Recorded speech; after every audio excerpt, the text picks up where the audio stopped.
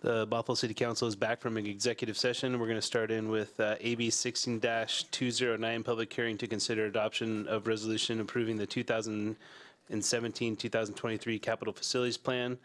And Tammy Shackman, our finance director, is here to kick us off. Oh, wait, I'm sorry. I officially open the public hearing. Thank you. Okay, well, in August, we met with the Capital Facilities Process Committee and put together their recommended plan. Staff was very involved with that, as was 3 council members and a couple of staff. The original document that came to you, I believe, a month ago, we chatted about an hour on, maybe more. And so at your desk there is another copy of the document with all the changes that you guys requested, and we made sure that all of them got included. This 2017-23 proposed plan includes 57 projects and amounts to nearly $250 million over a 7-year period. 38% of those dollars are provided by third parties outside of the city of Bothell. So that's a very, very positive investment in our city. In the past, from 2006 through 2016, I will tell you that there's been $300,000 invested through the city and third parties, and 67 projects. So this is just another 7 years of more investment in our downtown and throughout the city, and we'll continue to do that and update this again in 2 years. Okay. I know that council does have some questions, and I was emailed some of those today. So I did provide you with a worksheet for the North End Park. And Councilmember Sandberg asked to have this added. So it should be in front of you. And basically what it does is it takes the North End Park from the future project listing, adds $250,000 of opportunity monies, and then actually adds the park to the capital facilities plan rather than the future project list.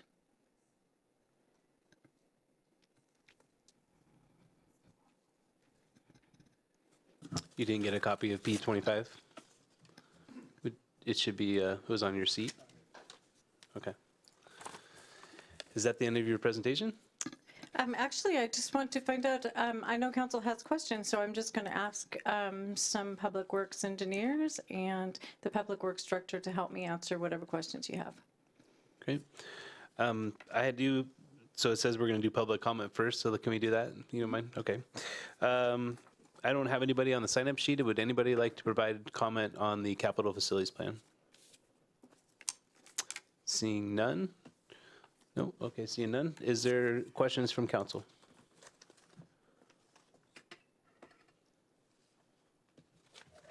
I thought you had one. Nobody has any questions. Okay. Well, thank you for bringing the P25 project sheet. So do we need to make a motion then to add this to the draft that was put out to the public, right? Yes. Okay. And all right. Well, apparently there's no questions from council. Is there a motion to close the public? Oh, there we go. Councilmember Freed. So I'll make a motion actually to consider the recommended action, which be to adopt the proposed resolution approving the 2017 to 2023 capital facilities plan as presented. Second. It's moved and seconded to approve adopt the proposed resolution approving the 2017-2023 capital facilities plan as presented. Is there an amending motion? Yes. Councilmember Sandberg? I'm not sure if his motion included the North Bothell Park acquisition, but I would like to make the amending motion that we add that as presented tonight. Second. It's moved and seconded to add capital facilities project P25 to the capital facilities plan. So we kind of jumped the gun on motioning to vote to close the public hearing. Can we do that after we take a vote on the CFP? Is that okay? City Yes. Attorney? Good. Any deliberation on the amending motion? Councilmember Spivey? Thank you, Mayor. I support this. We've done a lot of work here in the downtown, and we've purchased a lot of parkland and open space here in the near the downtown, in the King County side for sure. And having grown up in the Snohomish County side of Bothell, I know that there is a desperate need for park space up there. And some of the areas that are under consideration, I know that I haunted those areas as a kid, and it was a great place to do that. But we do need park space in the north end, Snohomish County side, and so that's why I second that motion, amending motion. I'm fully supportive of a park up in the Snohomish County side of Bothell. Deputy Mayor? I'll be supporting the amending motion. I appreciate the thought of putting some money aside, or at least putting it on the CFP. I know we need the park space, so I'll be supporting the motion, amending motion. No? Councilmember Sandberg? I'll also be supporting the motion. I think it's really important that we honor our commitment to adding park space in North Bothell. I was concerned that it had been dropped from the capital facilities plan list. It appeared that the Wayne Golf Course was going to be taking greater prominence to our needs in North Bothell, and so I would appreciate council's vote in elevating this back from the future project list into the actual capital facility plan with a small amount of secured funding, with the hope of looking for additional secured funding in the future. Any other comment on the amending motion? Seeing none, place your vote.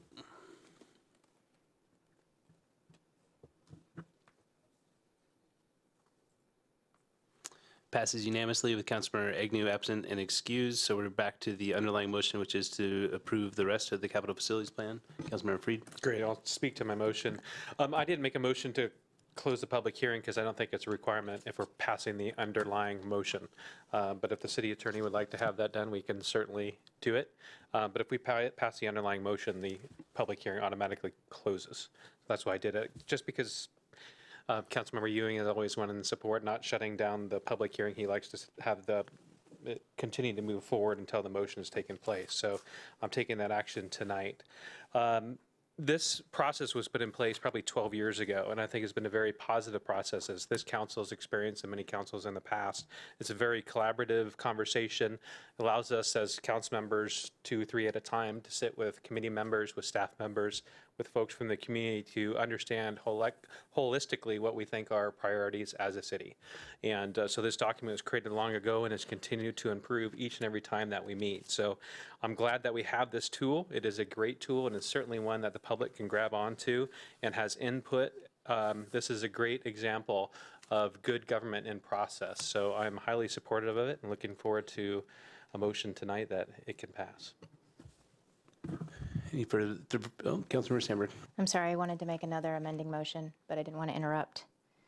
I wanted to make a motion to amend project T60, which is the project sheet to reconstruct Northeast 185th Street as transit-oriented street with transit center, to change that title to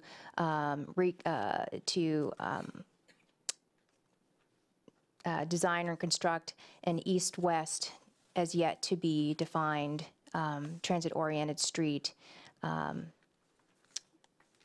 with definition to the location of the transit center and the park and ride. So essentially I wanted to leave T60 more open-ended in the location of the east-west transit connection. I'll second your motion so you can deliberate on it. I'd like to hear why. Thank you. Thank you for seconding it. So many of you are aware that I have opposed 185th Street as the transit-oriented east-west connection ever since the inception of the downtown master plan. Back when the downtown master plan was envisioned, members of or residents along 185th came to me and said, please don't put the east-west bus transit route on 185th because it's going to ruin my neighborhood.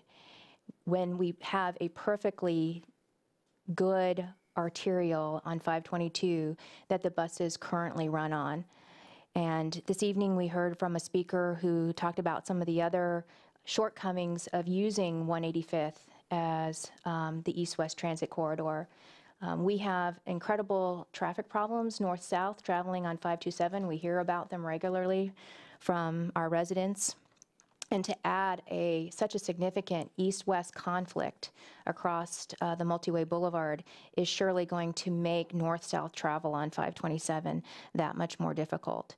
The speaker also highlighted the cost of this project. This is to widen 185th Street, to widen and reconstruct it. If you've been on 185th, you know there's not a lot of room to widen it, which is why it is a $16 million project as proposed in the capital facilities plan.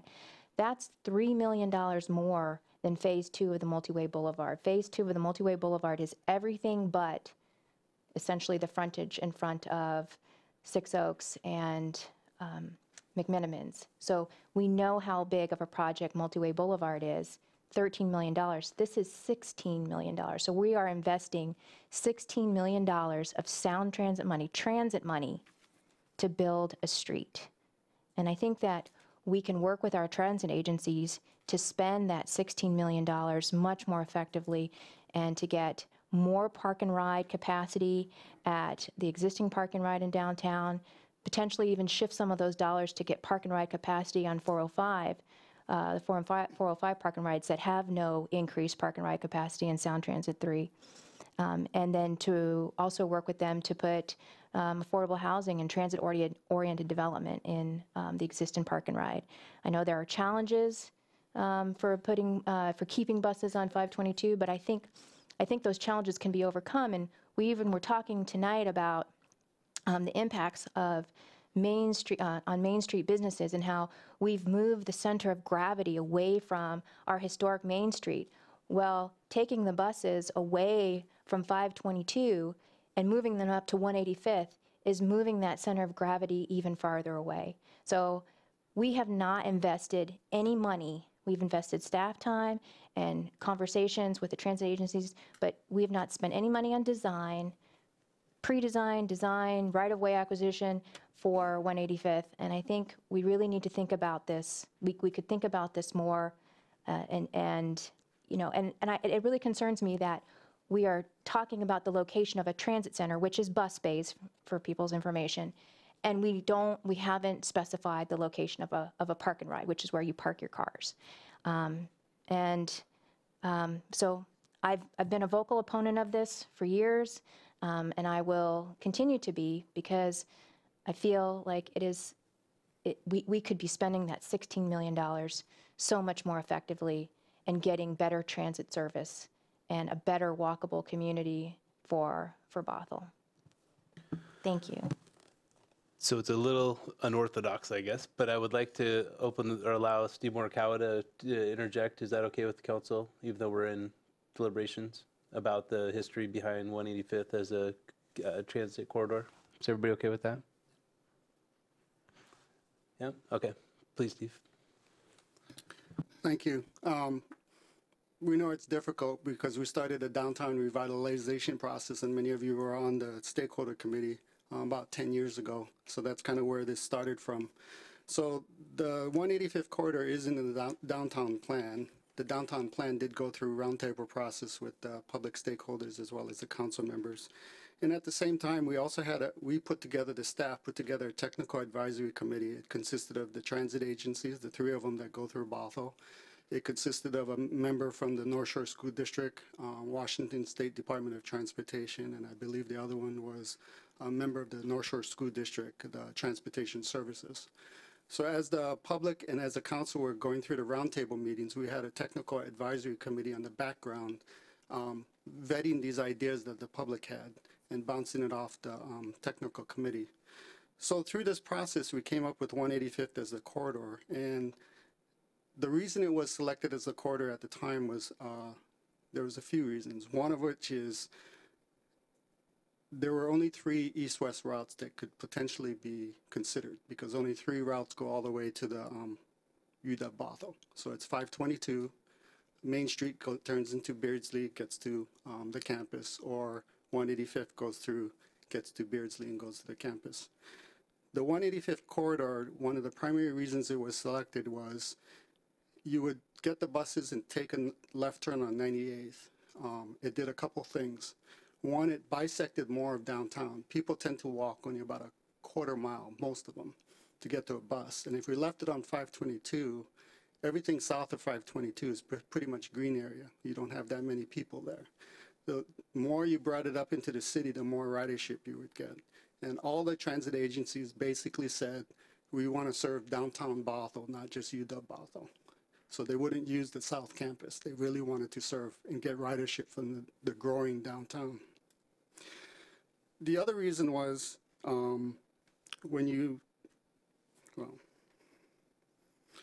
the other reason was in our vision, we had what we call the Crossroads Project. And one of the intents of the Crossroads Project was to make sure we took care of regional traffic.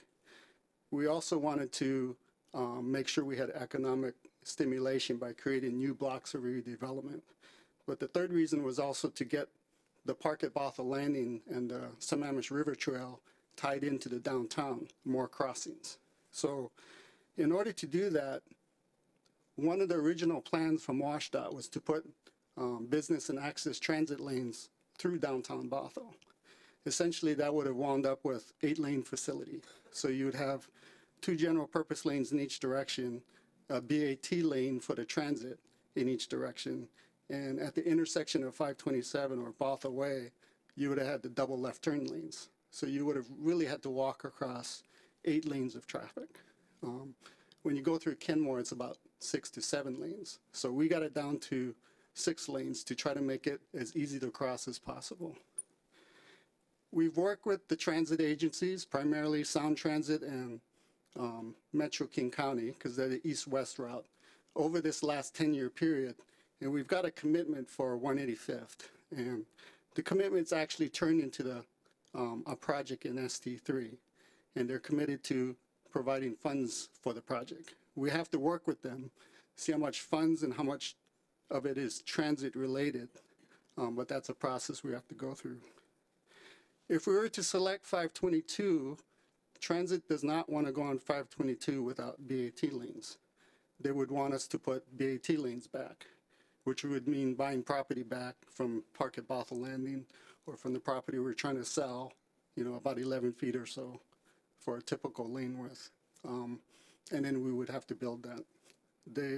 That was one of the selling points of getting Crossroads through, is making sure we had another corridor for them.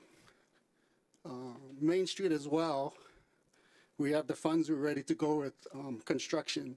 It hasn't been designed for transit because transit long-term is not going to be on Main Street. So we've made interim provisions for that, but that would have to be readdressed as well. So I guess from a staff point of view, we think the decision is kind of behind us. We've worked for 10 years to get to this point, and our recommendation would be to keep 185th as our corridor. Thank you. So we still have an amending motion on the floor. Councilmember Spivey, you had your hand up. Yeah, can just restate the amending motion again? It is to change the name of T60 to take out the 185th name and just say an east-west transit corridor. Is that correct? Okay. I won't be supporting the amending motion.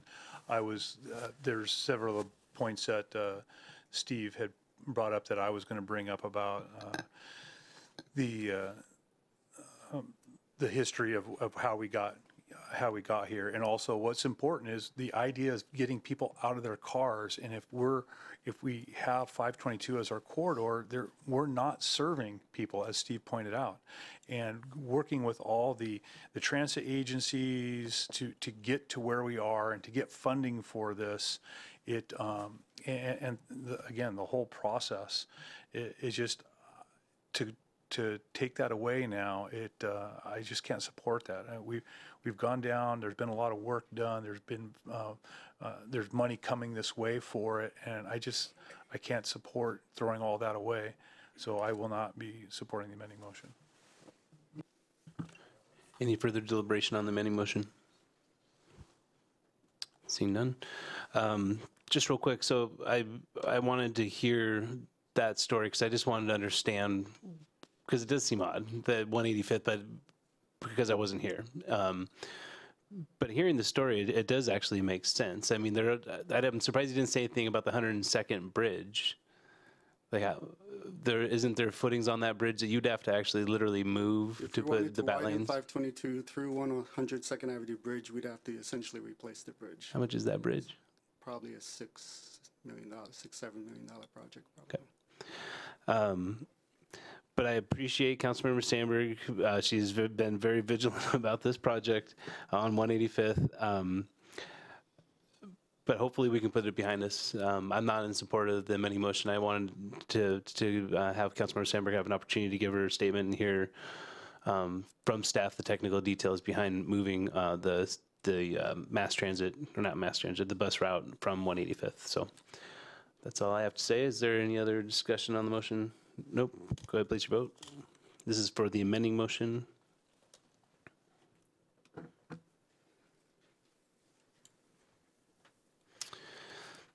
Fails 1, 2, 3, 5 to 1 with Councilmember Agnew absent excused and Councilmember Sandberg in the positive. So we still have the underlying motion to approve the capital facilities plan. Is there any further deliberation on the underlying motion? Councilmember Sandberg. So for the underlying motion, I will be supporting it because I appreciate that you have added in North Bothell Park acquisition despite my strong feelings about the 185th Street project. Great, and I wanted to echo Councilmember Freed's statement. I think this version is the best one we've seen so far. It gets better every year.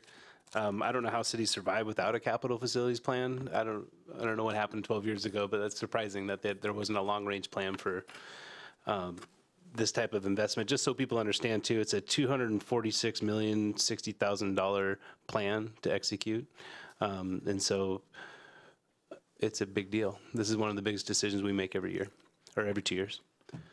With that, any further deliberation? Seeing none, go ahead, place your vote.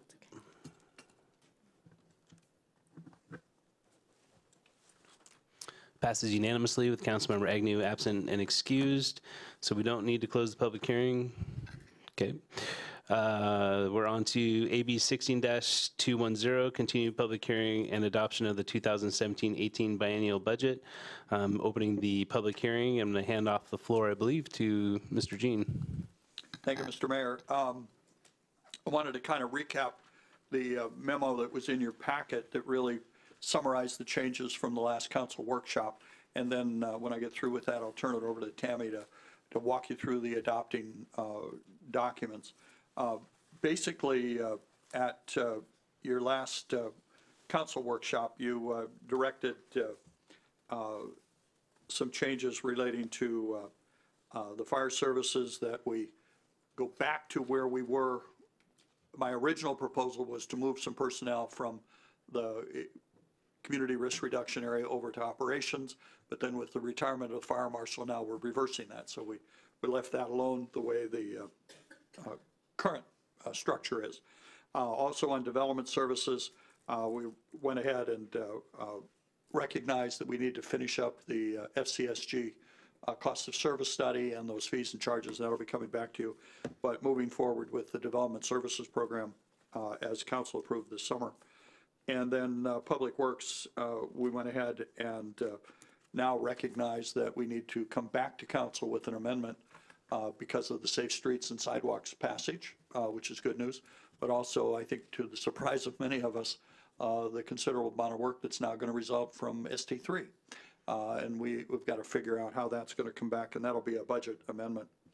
Additional to that, and you talked about many of them, but you did direct some changes to the capital facilities plan.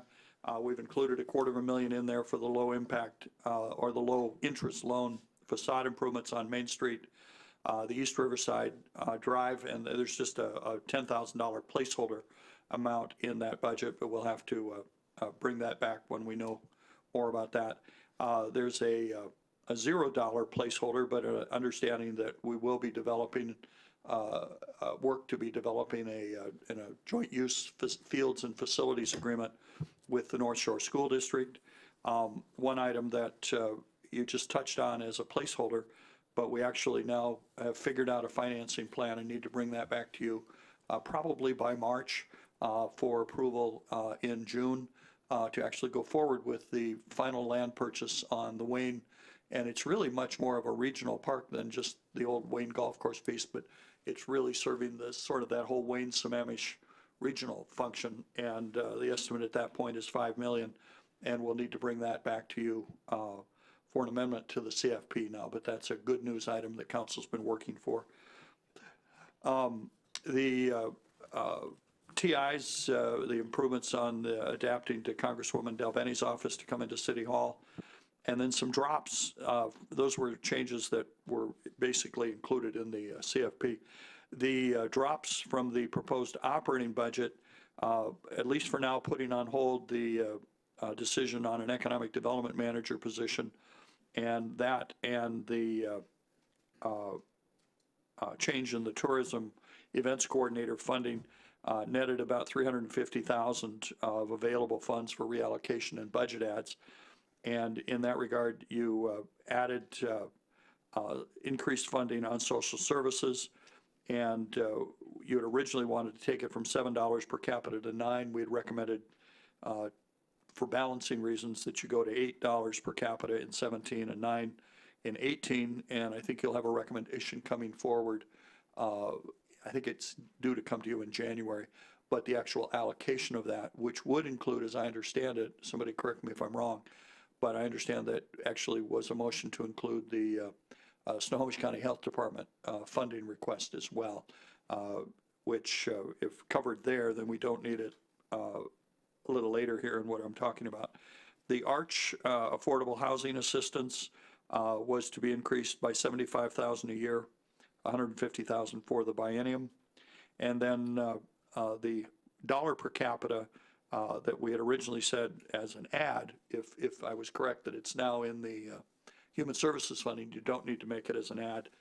And that would bring your available council contingency, instead of $73,000, it would bring you up to about $118,000, which actually is a fairly decent unallocated contingency amount. Some of the items not included, I won't go through those. They're in the memo if anyone's interested in the record. There are some strategic studies, some questions that are unanswered that need to get answered in the first quarter to the first half of 2017. We need to finish up the work we've been doing on the court study.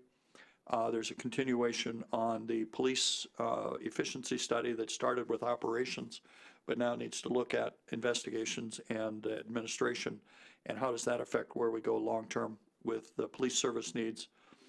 Same thing with fire services. I met today with the chief, and we were kind of going through the scope of work agreement on a proposal to look at the longer range fire service needs, questions that came up during the council study sessions that we just didn't have answers to, and need to be able to pursue that, hopefully have answers to those questions by June.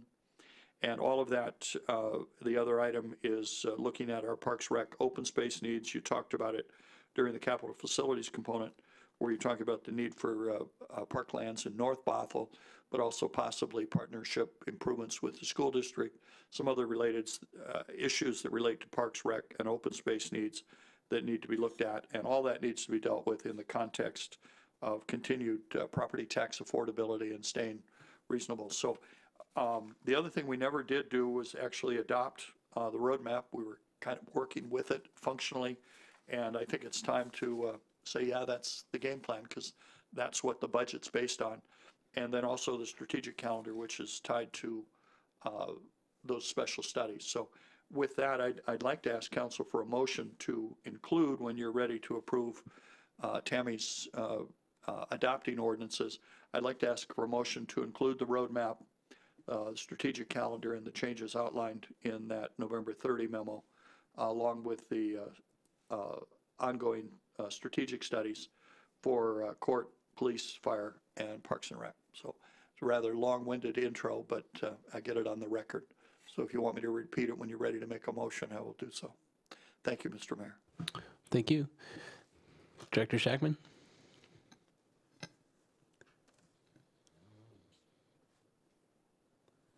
Here we go. We spent the last, as a group, I congratulate the council and the staff and the community. We spent a year preparing for tonight. We spent a lot of time looking for ways to foster participation. We had a lot of different meetings and social gatherings in order to gather information from the community so that you would have, as a council, would know what was important to the community. You could make sure that those items got included in the budget. And so what we have now is 12 council goals that came from all those efforts that we made in gathering information. And we will very easily be able to look at our budget over the next 2 years and ensure that we're meeting those goals and what the monies that we put into the budget are accomplishing what they meant to accomplish. So I think we put ourselves in a really good place, and I just want to acknowledge the efforts that everybody put in over the last year. I also want to make sure to talk a little bit about what is in this budget, especially when it comes to taxation. So it is what we have talked about in the past. The interim city manager's recommended budget includes passage of the safe street and sidewalks levy. Those dollars are included. A 1% property and EMS tax increase, reinstatement of pre-recession city-owned utility tax levels, and also there was a significant effort putting redeploying staff to workload while preserving line services to citizens. So those were some major efforts that went into this year-long effort. Along with the budget plan, as the interim city manager just spoke, he also provided a comprehensive organizational assessment, a Bothell roadmap that encompasses the city's vision, values, strategies, and goals, and a 2016 to 2020 and beyond strategic calendar. With that, I will tell you, when you go to adopt this ordinance, what you are actually adopting is really not the budget that is in front of you. What you are adopting is a appropriation by fund level, which is an attachment to the ordinance, as well as a official authorized staff listing. So those are the three things that you're really adopting tonight, okay? And in addition, the Bothell roadmap, if you want to add that to the recommended motion. And staff is here to answer any last minute questions that the council has. Great, thank you. We do have a couple of people signed up for public comment. What did I do with that? There it is.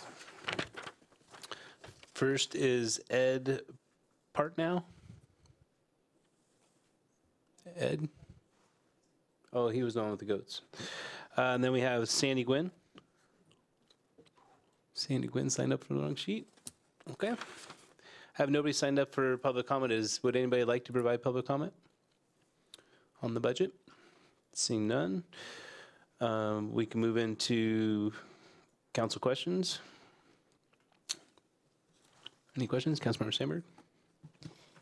Yes, city manager or interim city manager, Jean, can you tell us again what the final FTE adds are to the budget? Or how many FTE total we're adding? No, I didn't, I don't have my notes on that. Unless Tammy can help me with where we left off on that. I have two staff members here who have that answer. Okay, if you can wait 1 minute. Have to go And back while to that, the, I'll ask a the question. summary sheet, I think that we did, Ted would have that. And then I'll ask a question of regarding your November 30th memo. So that is on page 114 of the agenda packet. This is your November 30th memo, a lot of what you detailed. And you say in here, use $5 million from the general fund to pay for the remaining purchase of the Wayne Golf Course.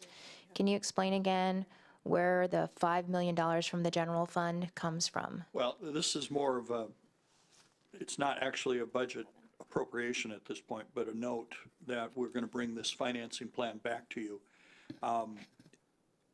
In summary form, we have cash that we have built up in the capital facilities plan that is used to make the lease payment on the city hall. And we have actually received more cash from sale of land and other revenues that were targeted for that purpose than our immediate needs. We, in other words, we need that money eventually, but we don't need it within the next 3 to 5 years. That money is cash that is available to loan as an interfund loan, can be loaned to the Parks and Rec Fund, and can actually be used to buy out the remaining city shares that we haven't been able to get through grants on this Wayne Sammamish Regional Park land purchase. And we need to come back to you with the details on that, but I had a workshop with the finance director, the Parks and Rec director, and we're pretty confident on our recommendation that we're going to be able to bring that back to you. I think we can share that in rough form probably after the first of the year, but should be in a position to actually have council approve it sometime in March, and then be ready to make an agreement with Forterra to buy out their remaining interest no later than June. We need some action by the legislature to finish some of the other funding, some of the other grants that are in process. But essentially, it would be an interfund loan from the Capital Facilities Fund to the Parks and Rec Fund, and then it would have to be repaid within about a 3-year period. The intent is that the repayment would come from a councilmatic bond that would be repaid in turn from the increased commercial activity and property value from the redevelopment in downtown. So it is a means to accelerate that purchase and not delay or wait. My estimate is that the longer we wait, we have, first of all, Forterra, the agreement you approved tonight, has some pretty high holding costs. It's not unreasonable on their part, but they are high. And the sooner we can buy the remaining part of that land, the less we have in the way of holding costs to contend with. So that's what I'm suggesting with their council members, that we accelerate that payment, but that actual appropriation is not a part of this motion, but the game plan itself is that we need to come back to you with the details. Does that answer the question? Yes, thank you for that explanation. So I realize that this is not a budget appropriation item for tonight, but this is the first time that that proposal has come before the public in this agenda packet, and I realize that there is a desire to move forward on the Wayne Golf Course, but we also have other priorities that I would like council to consider, and it sounds like that will be part of our discussion next year. We acknowledged again that it is important that we acquire property in North Bothell and honor a commitment that we've made up there for many years. In fact, the commitment for North Bothell Park predates Wayne Golf Course, it predates North Creek Forest, and so I don't want us to forget that commitment in the excitement of trying to move forward for Wayne Golf Course. We also have $3.7 million in unsecured funding for downtown cleanup, which was in the capital facility plan, and we need to secure funding for the cleanup so that we can allow development and revenue generating properties to move forward. So I wanted to state my hesitation in embracing finding $5 million and putting it towards Wayne Golf Course, and I wanted to put that out so that you know that that's on my mind. You know that you have an answer to her question. I do. For 2016, the authorized FTE listing had 324.3 FTE, and in 2018, it is 335.6. So it's an increase of 11.3 FTEs over the 3-year period from 2016 through 2018. What is our 2016 ending FTE? 324.3, Okay. that's what's authorized. And our ending in 2018 would be 335.6? Correct. Thank you. I think that summary is correct, but it was before the decision to hold off on the economic development manager, so I think it'd be one less. So it'd be 333. Is that correct? It's, we did remove the funding for the economic development manager, but we did not remove the authorized listing so that the council could move forward with that later in the year if money was identified. Since the need is known.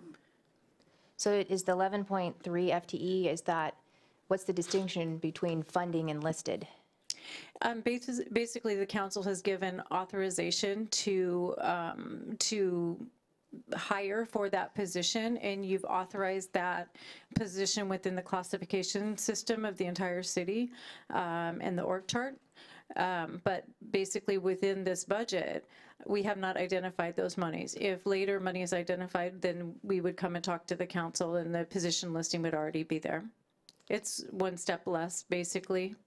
So effectively, we're adding 10.3 FTE? Correct. In this biennium? Correct. Okay. Thanks. Any questions? Other council members have questions?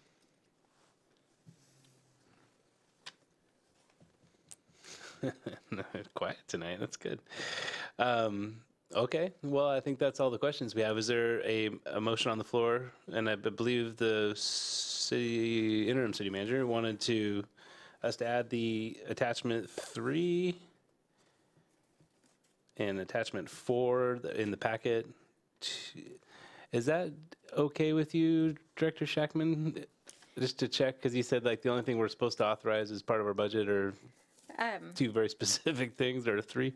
I think they should be kept separate, to be perfectly honest. I think it's fine for you to, I don't think you actually have to authorize or adopt them. I think you can basically acknowledge them and state that that is your Bothell roadmap. I don't know that they have to be adopted in the budget.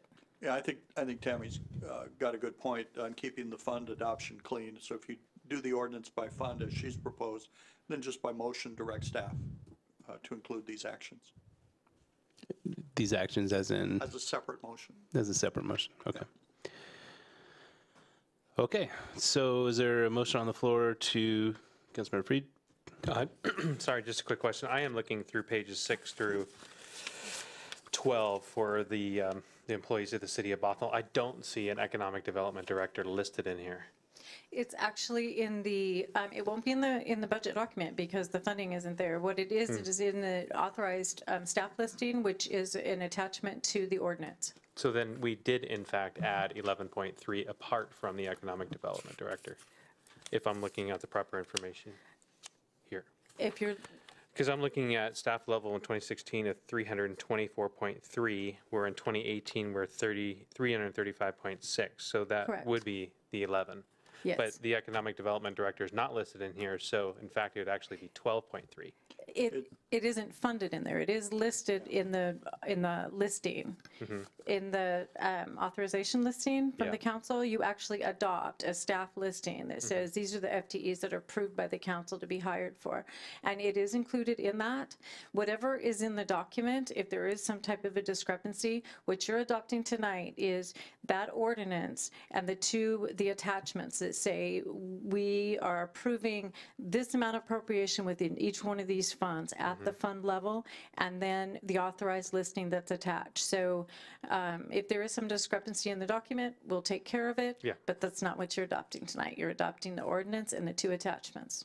The Okay. position authorization, the position wouldn't be filled until we brought back to council a funding approach. So it's Mox Nix. If you want to take it out, it won't get funded until we come back to you anyway. So whatever you're comfortable with, you can leave it in the position list, subject to coming back to council with funding, or you can take it out. Doesn't matter. Yep. No, I'm just not trying to make argument, but I thought I heard 10.3, and I'm looking here seeing 11.3, might be 12. But There's I'll just go- 11.3 authorized positions. There's 10.3 that are funded. Okay. So some people may say, why are we increasing taxes? Why are we doing all these things? And at the same time, adding 11, 10, 11, or 12 employees, right? So that may be the question that some people from the public ask. Why would we do that? And raise taxes, can't we operate as the same city? And then the other side of the argument would say, well, we have grown by probably 4,000 people over the last 2 years. So we are a city that's growing, we're adding density. So with that, we need to be able to serve the citizens. So there's a lot of different discussions and viewpoints going on here. Cool, thanks, Tammy. Deputy Mayor? So I just wanted to clarify the marketing and tourism coordinator position. We're only paying 10% of that. The general fund From the is general fund. paying 10%, and then restricted tourism monies that are also posted into the general fund, but they're restricted for tourism, are paying 90% of the tourism. But that's listed as one of those additional? Yes. Okay, thanks. All right. Any other questions? I think it's slick. We can close the public hearing by just making a motion to approve the budget. I like that. Is there a motion to approve the 2017-18 biennial budget, operating budget?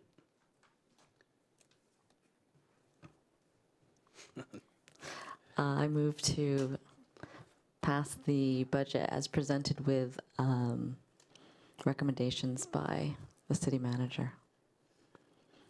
Can we take that second part as a second motion? Is that okay? Just for Yeah, well, I'm not, I've never done this before. That's okay. That's right. So I'll second your motion to adopt the proposed ordinance, which adopts the 2017-18 biennial budget. Is there any deliberation on the motion? I have a question. Councilmember Sandberg? So this is not including roadmap, that's going to be a separate Correct. motion? Okay. So, so we're deliberating on the, There's a motion on the floor, yeah. which is general fund? Is the Yep. Or just whole operating budget? the whole thing, 2017-2018 biennial budget. Okay. I'm going to be voting in support of the budget. I appreciate all the work staff has done.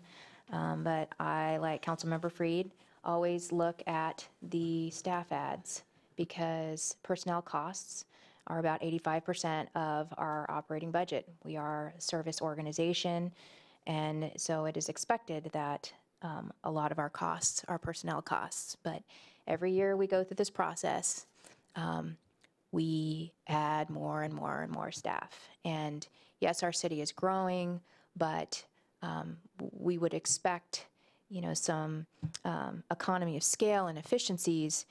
And we've attempted redeployment. We've done some redeployment.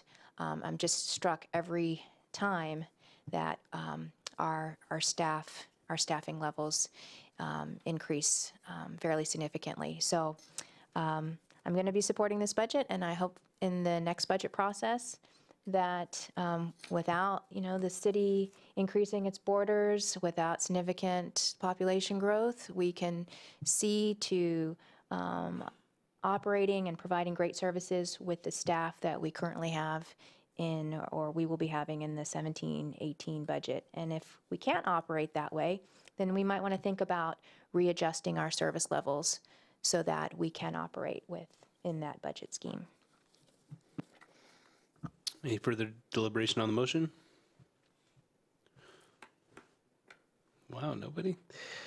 So I'd like to add a couple things here. So this is a $228,555,247 decision. We have had a budget process, I'd say it was a whole lot different than the first two budget processes that I've been through. We've looked at the staff to workload ratio. We did have a levy passed that approved quite a few of the new added positions. And I do agree, it is concerning every time we do this, it is another, dozen, maybe less or so staff. But I think what I've heard from the public is they want these services. They want better service from the city. They want us to provide things. And I think with this budget process, what I saw more than anything with staff, and I really appreciate this from staff, it wasn't a matter of, okay, well, this is what we're doing. And so if you want more stuff, you just add on to it. And what we did is we actually looked at what we were providing, tried to reallocate what we could before we started adding. And this process has been a lot longer, a lot more, it involved the public a lot, involved the council a lot more. In the past, I think I objected to the 2 operating budgets that have been in front of me before, because it literally was just flopped down on the desk, $200-some million decision, and I had no ability to know the ins and outs of it, basically. And that's not a criticism of staff or anything. That's just kind of how things were done. And I really appreciate the process we went through to build this budget. We had a retreat with the directors and the leadership of the city staff, and they told us some of the things that we've definitely put into the goals of the city, and that has definitely driven the budget. And I think I'm really excited to see, and I think we're all going to see a big significant difference in the service levels and the different services the city provides with this budget, more so than the last 2 budgets that I've seen. So I'm really looking forward to that. I also want to just take an opportunity to thank the community once again for passing the streets and sidewalks levy. This would have been a whole lot grimmer decision to make if that didn't pass. We would have literally lost our roads maintenance and preservation, or our roads crew and our road maintenance preservation, and that was, to me, just would have been just absolutely horrible to either do that or look for other places to cut staff members from existing services that I think are essential. So with that, I'm obviously in support of the budget, and I really appreciate the process we've taken. I know it was a little more painful for staff than other years, but it was a lot more enjoyable, I guess, on my end to see kind of the inner workings of how it was cooked into final form like it is tonight. So, any other comments on the budget, Deputy Mayor? I concur with everything that Mayor Ream said. I don't have anything to compare this process, but I felt like there was a real moment when we had our retreat with staff and the directors were given the opportunity to tell us what their struggles were. And setting our goals and priorities, I thought that was really, really key, because they gave us their input. And then, of course, we had input from having exposure to the community and what the community was telling us in terms of what their priorities were. And then we all kind of came together, and I thought that was a great moment in terms of our service. And also, I think as a council, we may not always agree on everything, but in the end, those goals were set by the entire council, not just the majority. And so I think it was a really great process. So I commend the interim city manager for leading us through that and showing us a different way. Any other deliberation on the motion? Councilmember Spivey? I just wanted to thank everybody involved, and especially staff. It was a lot of hard work, and you guys put together a great document. So I just want to thank you all for all the work that you put into this. So thank you. Anybody else? Councilmember Freed? Yeah, I think the council and the community as well, and directors and their staff that contributed to this process. I don't think the conversation was ever limited in the past. Councils this year and every year in the past have definitely been involved and made the decision. So there's never been a point where a document was just dropped in front of us and the council didn't have control of that process. So citizens can be aware and continue to be involved that that's what we ask for in the city of Bothell, and that's what we expect. So thank you all. Thank you. Councilmember McNeil? I might as well go. I also wanted to thank staff and interim city manager for all your hard work and working with us and making this process open and transparent. I've heard from the community, and they say that this is something that they're excited about, the direction that we're going right now.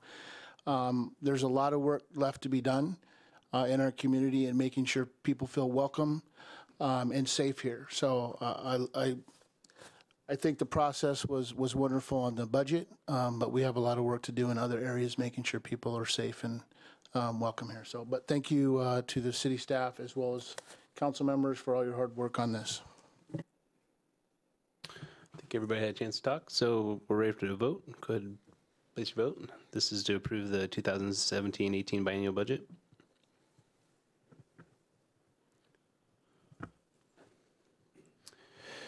Passes 5-1 with Councilmember Freed in the negative and Councilmember Agnew absent and excused.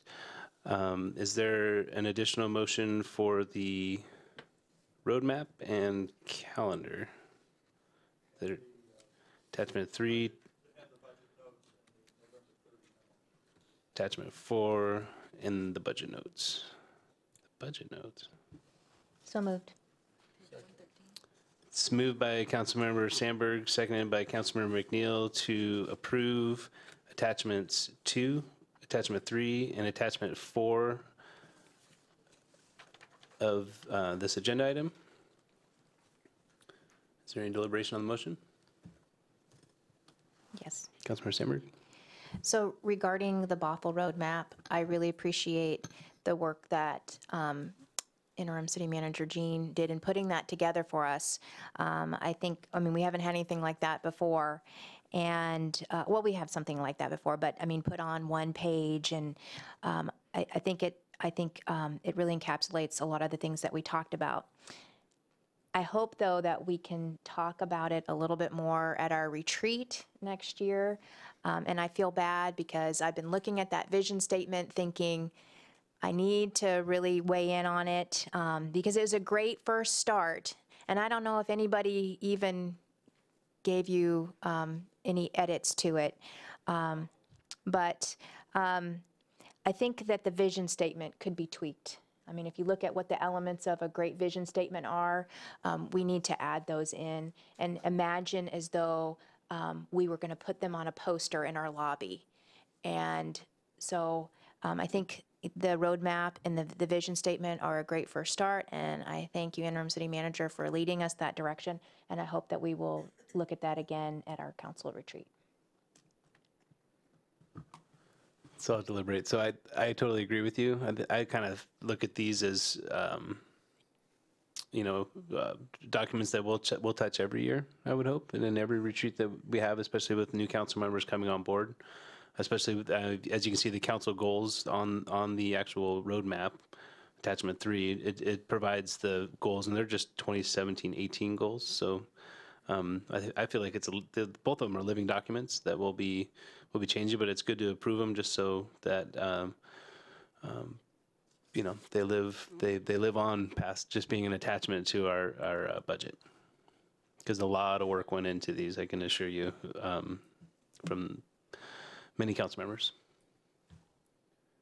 Any further deliberation on the motion? Councilmember McNeil. I also wanted to thank you for taking us through that process. I still think 1 through 12 should be bullet points, but I will give on that. Any on this side? I just wanted them for reference. If you want those to be bullet points, that's fine. They're bullet points. That's been a discussion we've had. I just used them before for reference, but at this point, as long as they're council goals, make them bullet points, I'm fine with that. It'll be changed. We'll have a retreat in February. Yeah. Yeah. Any further deliberation on the motion? Seeing none, please your vote.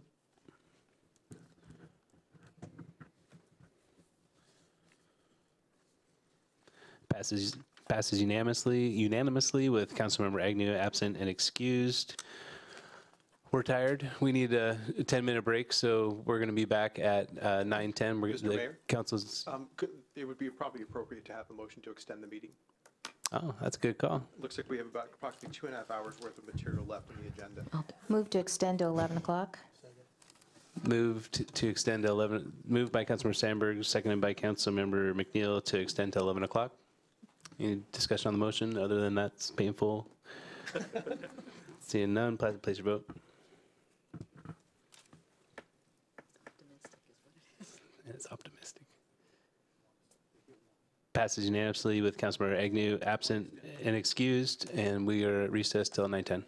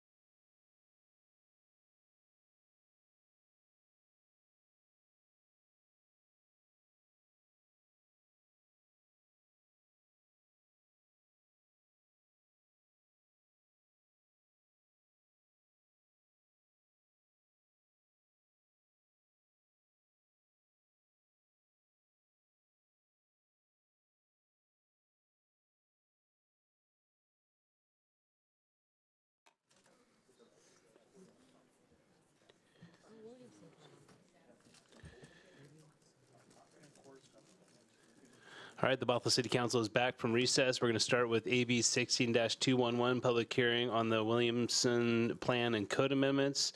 I'm going to officially open the public hearing and hand it over to Dave Boyd. Sorry, I almost renamed you, Senior Planner.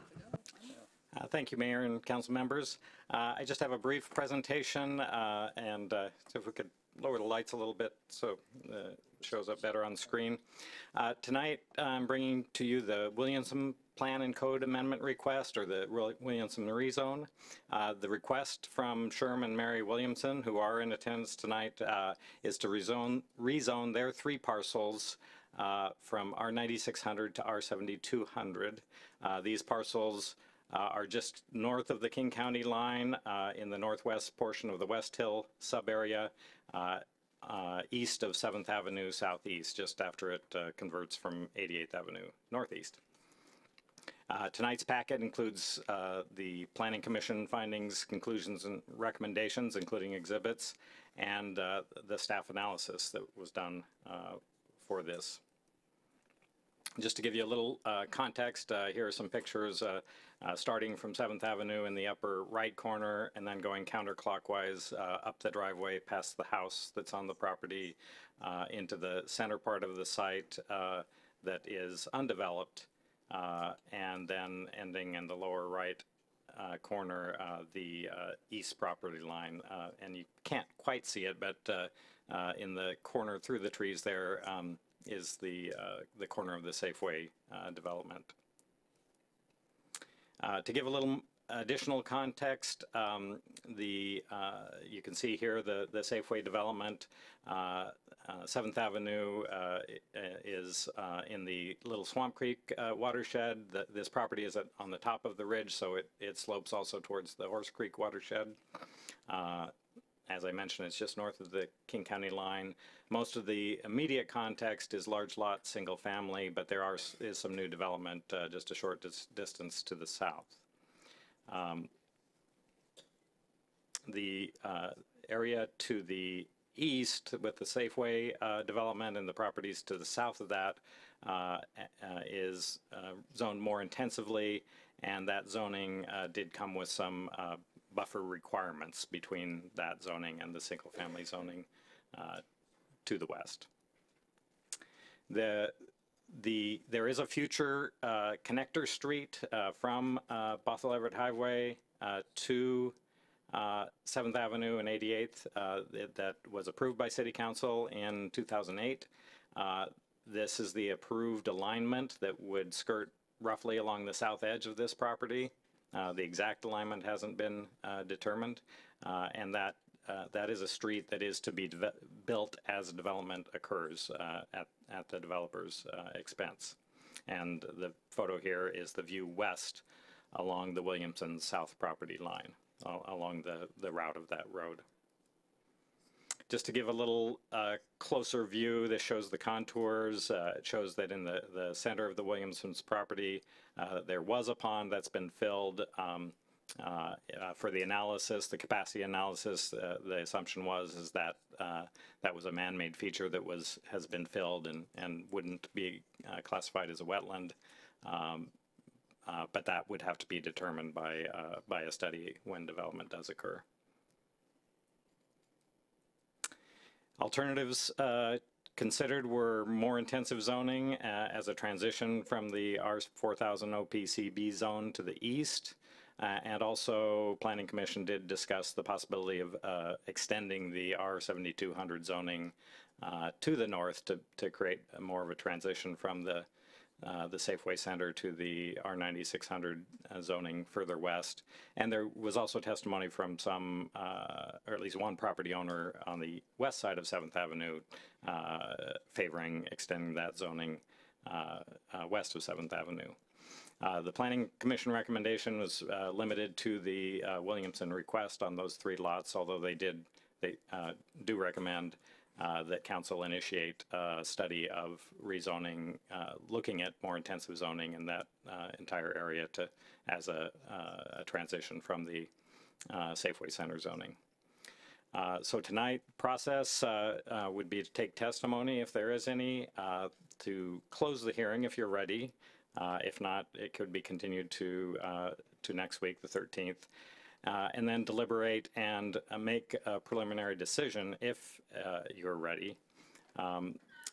I did not include a draft council findings, but Councilmember Sandberg did send a suggestion for amending one of the findings, which I've included here and in the handout that I put on the dais. So this is her proposed amendment to finding number 15, and if council concurs that this could be brought with full council findings next week. Basically revising if you're in general agreement with the Planning Commission findings, that's mostly just a matter of changing the references from Planning Commission to Council and adding tonight's meeting and next week's meeting. So if Council would like to act tonight, I have also included on this slide the conversion of the Planning Commission recommendations to actions to go ahead with this rezone, and also to direct staff to add to the 2017 planning docket study of potential expanded rezones or more intensive zoning in that area, if that is a direction council does want to go. So with that, I'll leave it open for questions. And Just for clarification of what you just said, so if we wanted to amend using Councilmember Sandberg's recommendation, we'd need to continue the public hearing till next week? No, you can make that action tonight, and you could actually go ahead and preliminarily adopt this recommendation tonight. In any case, I'll bring back council findings in next week's packet. Okay, got it. Okay, so we have a public comment sign-up sheet. Nobody signed up. Is there anybody in the public that would like to provide public comment? Seeing none. Council questions of Mr. Boyd? Councilmember Freed? I was wondering if Mr. Bleet would come up and let us know why the Planning Commission made the recommendation and a little bit of historical background.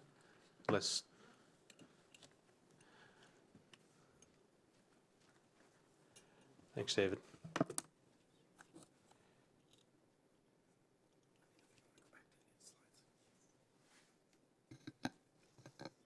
Oh, yes, I guess so. We were brought this rezone request from the Williamsons because it was docketed to us from the city council.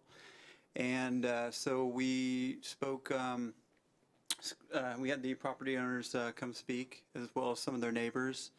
And we were given a historical background from Dave Boyd and other people in community development with regards to the history of that area and the Safeway development and the Malott property, I guess, to the east of this rezone.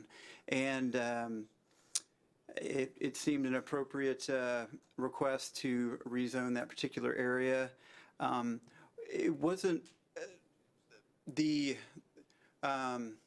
so these are the findings of the overall Planning Commission. Early on, it was not necessarily a big part of the conversation to extend in the area, and so we tried to kind of keep focus on this particular rezone with regards to the Collector Street. So. Okay.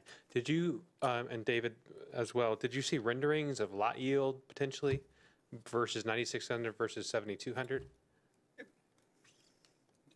For the Williamson property? Mm-hmm. Yes, that's included in the staff analysis. It's basically would increase 2 lots if there's no critical areas to be taken out. So it goes from 8 to 10. Okay. Thank you, David. Pretty modest increase. Yeah. And for David Boyd, I know the road that comes up from the Safeway site, then goes through the Malott site, then ultimately through this site. You said the exact layout of alternative 1 road that we see there on the screen is not determined, but is it determined that the road will be going through the Williamson property and not even shared 50% on a property line? Is it all held within this property? It will go along the south property line, whether it will be centered on the property line or as shown in this drawing where it goes entirely south of and just skirts the south property line. That's the part that hasn't been determined. So it hasn't the precise alignment hasn't been determined. The general alignment that's shown here has been determined. So for me, that's a very important thing to understand. Is the burden of the road going to put on this property, or is it not?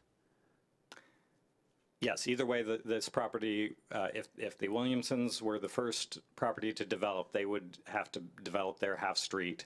Oh, so it would be a half street that they Yes. would develop? Yes, a half street plus just enough to make for a 20-foot roadway to access the site. And then And some type of temporary circulation at the end of the street? yes. Okay. Cool, thank you. Thank you both. Any other questions from council? Councilmember Sandberg? You said some of the neighbors came and testified. How many neighbors asked for future consideration to upzone the area? Because I didn't see that in any of the exhibit list.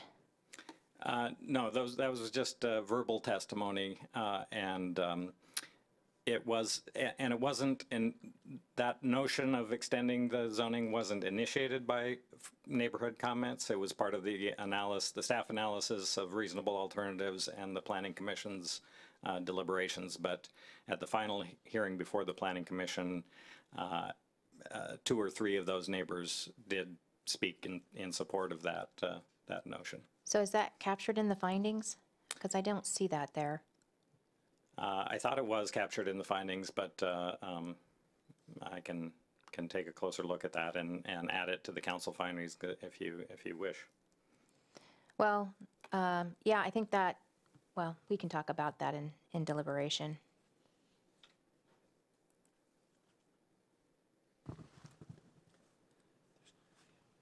That's all the questions that I had.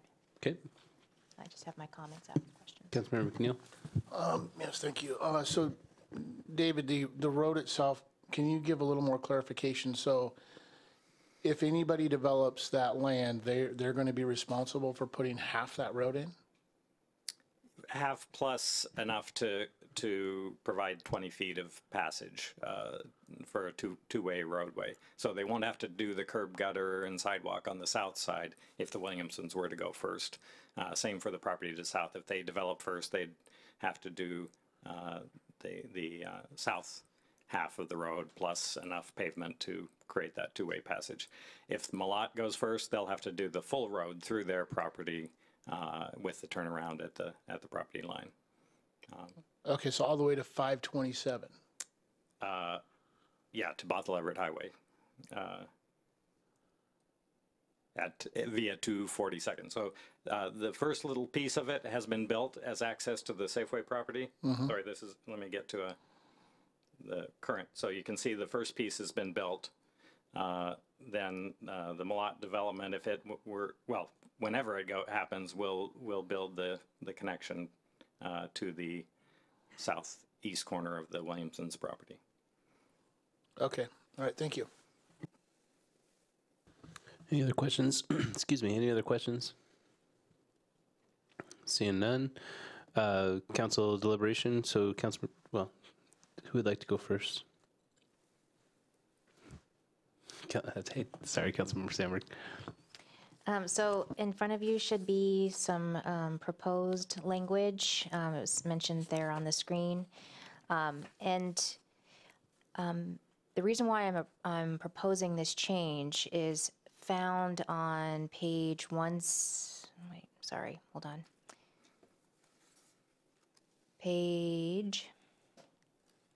if you look on page 179 of the agenda packet,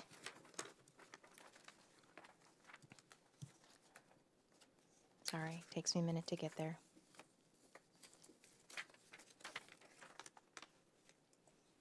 You see under staff analysis, second paragraph from the top, it says the primary items that the city should consider are, and there's 4 items that the city should consider when doing a comprehensive plan change.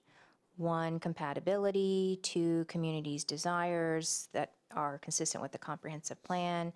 3, existing lot configurations and conditions. And 4, compliance with goals and policies. And those are great 4 guiding reasons to considering comprehensive plan changes. But when you look at the language in item number 15, the justification is that we should do the upzone because additional yield will partially offset the cost of building infrastructure. And that's not one of the primary items for considering comprehensive plan change as identified by staff. And in fact, I'm concerned that we would set a precedent in these findings by suggesting that, because infrastructure is expensive. And so I don't want to set the precedent that we upzone in the city to offset the costs of infrastructure, because that would be a reason to upzone everywhere. Infrastructure is expensive. And really, in this case, there are 2 additional lots that are being proposed, and I don't really consider that a significant offset of the cost of providing that infrastructure. And so what I did was I lifted the exact language from the sentence above and inserted that into 15. Well, not the exact language, but pretty close. And so I'm not changing the intent or the action. I still support the rezone from R9600 to R7200. But the reason we should be doing that is to match the zoning to the south, to provide the transition from the Safeway site to the single-family zoning to the west. I think that is the rationale, and I think that's appropriate for why we're doing this. And then we also acknowledge that that collector street, which was among 3 alternatives chosen in, was it, you say 2008? 2000, yes, 2008. 2008. It still acknowledges that there is that proposed collector street that approximately follows the parcel's southern boundary. So I'm just really, I'm restating what the staff's language is on what our rationale is for considering this comprehensive plan change, this zoning change. So anyway, I guess when we get to approving the whole thing, I can make an amending motion if it's not a part of the motion. And then secondly, when we see here on the actions, I'm obviously in support of item number 1. I am not supportive of the first part of the action of number 2. I haven't heard that there was clear request from the surrounding neighborhood to consider expanding the rezone or upzoning in that area. So I am not in support of that first statement there in action number 2. And I think when we think about future workload, we need to prioritize what is truly important in the city, and we have a lot of workload already established in 2017, and I don't support adding this to our cumulative workload, and therefore I don't support codifying it in these facts and findings. Great. Anybody else? Councilmember Freed? I'm prepared to make a motion if others haven't spoken. Can you yield the floor? Yeah, I'll wait. Okay. Deputy Mayor? So I support the changes, actually, to Councilmember Sandberg's proposing. I watched the deliberations and the Planning Commission, and I think Planning Commission started the conversation about upzoning the rest of the neighborhood, and then neighbors that were there came up and spoke. I'm not opposed to upzoning it at some point, but I agree. I don't really want to add it to the docket because in my mind, the docket's already filling up, and I would rather deal with things like a citywide clustering, citywide affordable housing, where they could upzone by clustering. So that's kind of where I stand, and I'm not in favor of action number 2 either. All right. I guess I'll go. I appreciate Councilmember Sandberg bringing the changes. I support and agree with the rationale behind them. Yeah, action item number 2, I'm not feeling it. I think that's about it. So action 1 is just basically to bring this back, right? It's to approve the Williamson request, yes. Right. And then just because I have to, I think it's interesting. I lived on 88th Avenue Northeast growing up as a kid, and I lived at 20016, which is just south of 203rd. And we had 5 acres, and we tried to develop that, and they tried to make this road go through our property, and it had just a ton of wetlands and stuff through it. And let's just say it was not a feasible option for our family. But I'm glad that they were finally able to find a connection to connect 88th down to 527, and I think it'll be a great additional road connection for the area. So I support this. Councilmember Freed.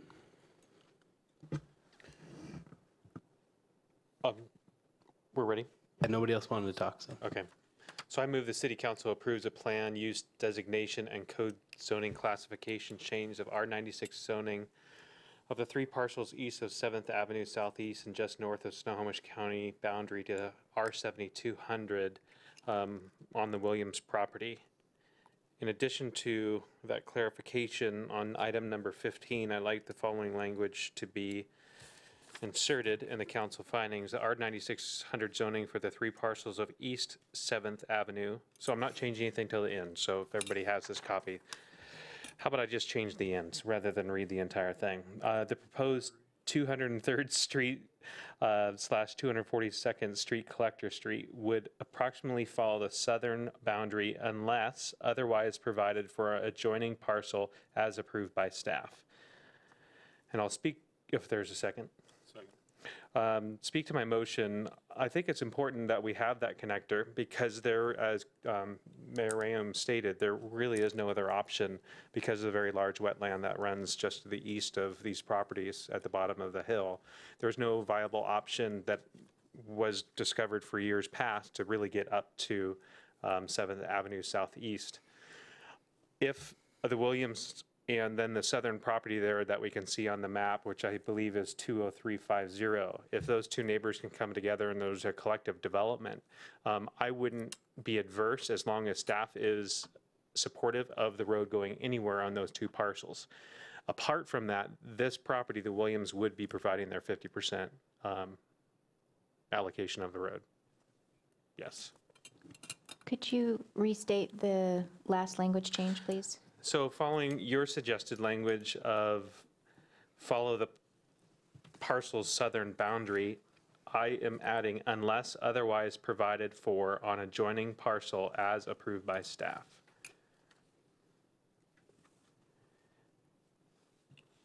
Thank you.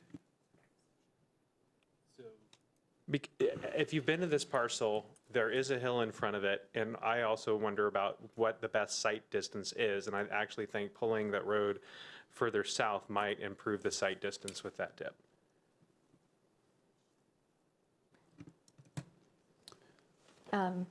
So we have a motion and a second on the floor. Can I ask a clarifying question of the motion maker? Sure. Did your motion include striking action number 2? I did not include action number 2 in my motion. Okay. Then I would like to make an amending motion to strike action number 2 as presented in the slides by staff. I didn't even add it. It's not part of the motion? Oh, or do you okay. want to make it explicit? Is that what you're shooting for? So, Because it's going to come back for a decision next week. okay. Yeah, Right. Purposely heard negative comments about that or non-supporting comments about it, and I did not include it. All right. The only reason why I ask is because it exists in the recommendations, page 126.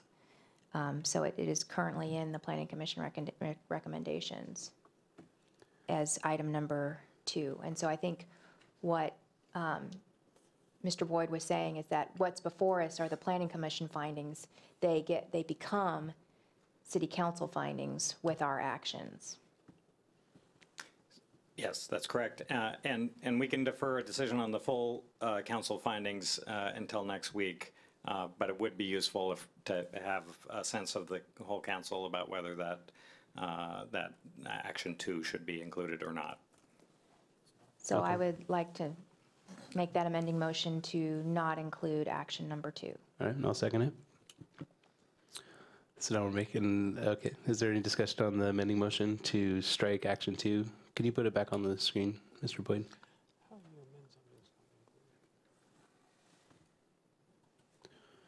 Any discussion on the amending motion? Councilmember Spivey? I'm at a loss too. Yeah, this is not part of the motion. Item 2 is not part of the motion. It should never come up. I don't know why we're making an amendment on something that's not included. I'm just kind of surprised because we're supposed to be just giving them direction and having them bring it back next week. So we don't really need motions, but it's a clean way to show support for a change to the language. So And I get that, but I guess it's, you know, Councilmember Freed, he skipped the double dogged area and went right to the triple dog, the double dogged area or whatever. And he made a motion to approve this. If I'm understanding this correct, I mean, I want to make sure I'm understanding the motion correctly, but I'm understanding this as he made a motion to approve this, not come back with an ordinance to approve. Did somebody make sure I'm on the right page here? Can I weigh in? yeah, please So, do. What you were presented tonight were the Planning Commission findings, conclusions and recommendations. I have not presented to you the full council findings, conclusions, and action. So this change to finding number 15 and the change to the actions would be the only changes that I saw. So if you want to make an action, make your action complete tonight and just review the findings next week, we can do that. Or you can give me direction on these 2 action items, and I can bring back findings for you to make a final action next week, a preliminary action. Councilmember Free, can I ask you a quick question? It's obviously after, it's almost 10. Yep. So did you want this to be done tonight and not bring it back next week with your motion? Yeah, that's exactly right. I just wanted to okay. make the recommendation that we take action number 1 tonight. Okay. My kids are hoping that next Tuesday we're snowed out. So we don't know what's going to happen. We're at the end of the year, we find ourselves in December. So I just wanted to get to a decision and move forward, but that's where I'm at. But if, David, you're not thinking we're at a place we're prepared to do that tonight, I would remove my motion. We don't have council findings. So what would help me would be direction.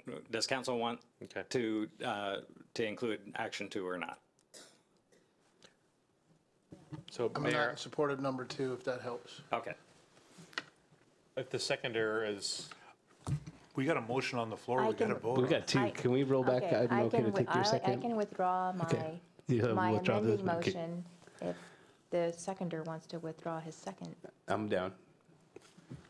Now we're back to the underlying motion. Are you willing to withdraw your motion? I have a seconder that has to speak first.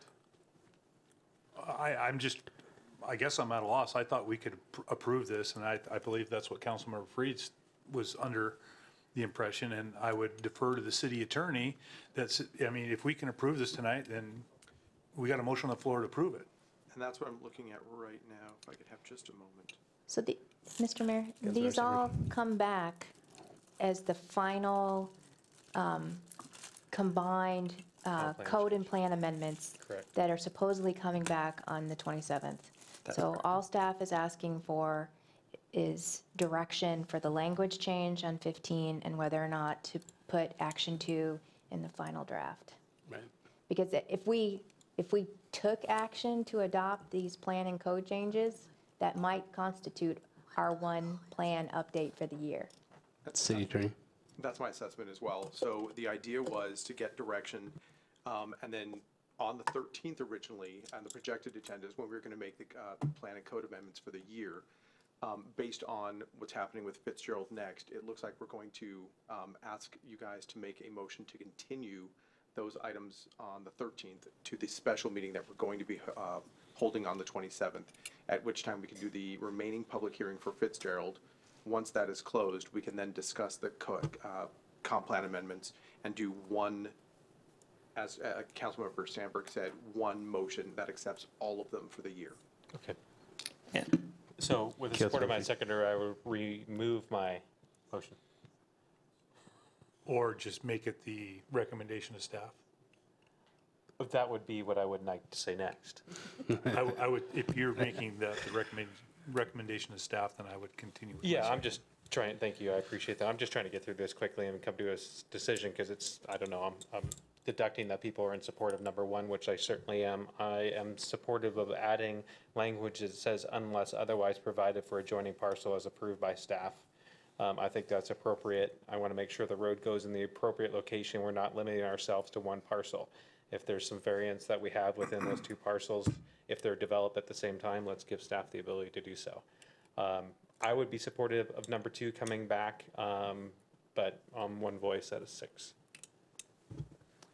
Does anybody have a problem with the changes that Councilmember Freed and Councilmember Sandberg have made to item number 15? There's a whole lot of no's. You have your direction. So we need to actually continue. You can close the hearing. Or we could keep it open until the 27th. Or you can keep it open, yeah. Yeah, I think we'd like keeping them open. I like that new. When we vote on it, just closes, it's over. Yeah, we do want to close this hearing by next week, and so we don't have to bring all 3 items back to you on the 27th. Only Fitzgerald will come. You'll pass the combined ordinance on the 27th, but. So is there a motion to continue this public hearing till December 13th? So moved. It's moved by Deputy Mayor, seconded by Councilmember McNeil. Any deliberation on the motion? Seeing none, place your vote.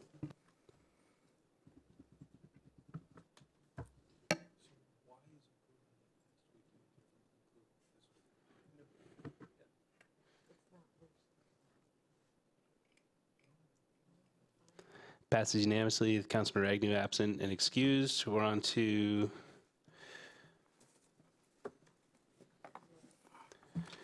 And Mr. Mayor, before you go to the next item, I think interim city manager would like to speak to that item before you open the public hearing.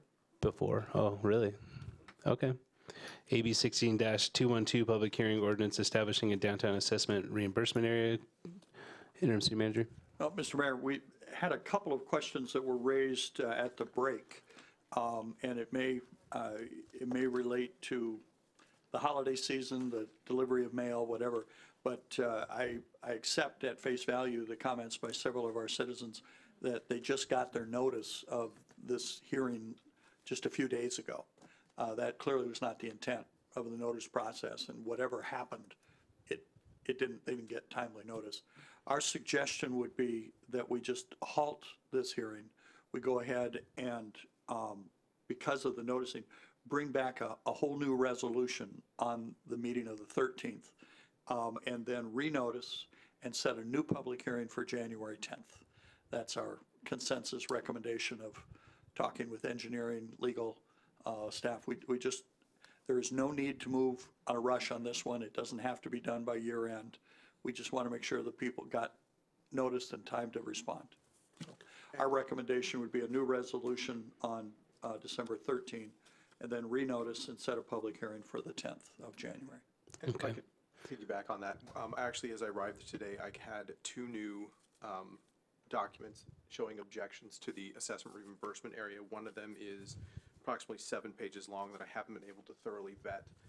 And so by resetting this to a resolution next week and then a future public hearing on January 10th, it'll give staff time to reach out to the objectors, make sure we understand what their objections are, and we can present a much more complete package to council at that time. And you vetted, because I have 4 people signed up for public comment. Have you talked to each one of these individuals tonight? But you said during the break you talked to who? Well, several of the folks during the break approached me, but I'm taking them at face value that they just got their notices. And I know, without getting into the substance of the discussion, which we still have to do, there's no reason not to move this into January. And as the city attorney said, give everybody a chance to review the record, give everybody a chance to respond, And then I think your discussions on substance will be much more timely. Okay. Is the council okay with delaying, I guess, this agenda item? And we're not opening the public hearing? Okay. We start over. Because they weren't noticed. Okay. Does anybody object to, council members object to postponing this item? Councilmember Freed? I think it's awkward because it's 10 o'clock and people have been here since 6. So if we opened it this evening, we couldn't keep it open till next week when other people could come be part of the public process? Because there could be a potential issue with the notice, we would have to restart, the process. So any comments that are made based on the old notice essentially are invalid. Wow. Okay. Unfortunate. Yeah. I would agree.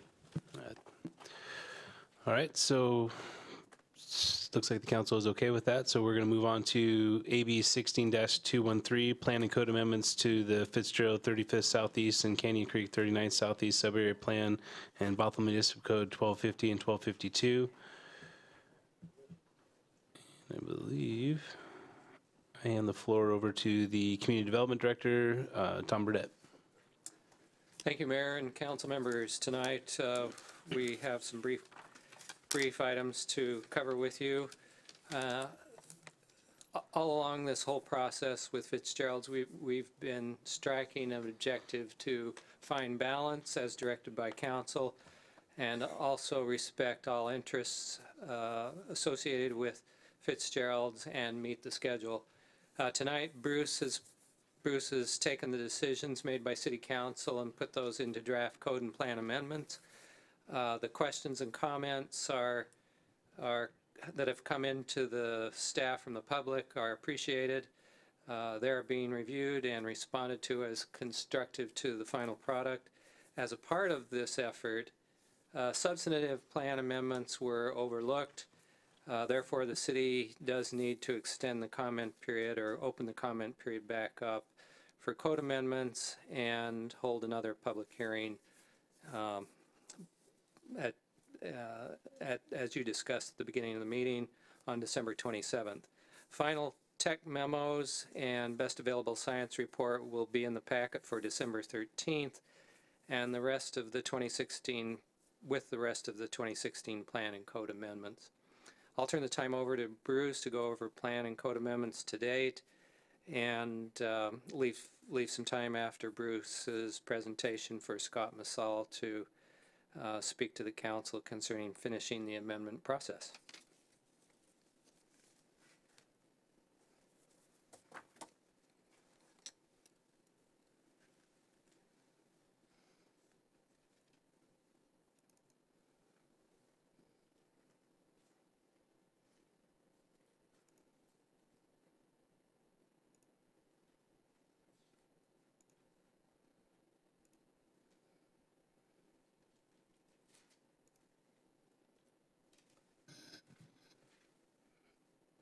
Evening, Mayor, members of the council. This is, of course, a public meeting regarding the Fitzgerald 35th Southeast and Canyon Creek 39th Southeast Subarea Plan and Code Amendments, also known as the North Creek Fish and Wildlife Critical Habitat Protection Area. Tonight, we're hoping the council can deliberate upon the final draft of the code amendments, which is BMC 1252 and 1250, and identify any areas where the council directed staff to make changes at its November 15th public hearing, but have not been provided in the final draft. That's really important. Let's make sure, let's button up the potential code provisions. And then finally, we would ask the council to direct us staff to prepare a final ordinance with the revised council findings, conclusion and actions, and of course, Subarea Plan and Code Amendments for consideration at a special public hearing to be held Tuesday, 6 p.m., December 27th. Now, at that December 27th special hearing, the council will take, of course, public testimony on the Fitzgerald Subarea Plan and Code Amendments and then take final action on the entire packet of 2016 Plan and Code Amendments. We would like the council to continue this meeting to December 13th so that we can provide the council some of the documentation that we've identified tonight and some previous provisions. Now, on November 15th, the council identified a number of items that we would like us to do.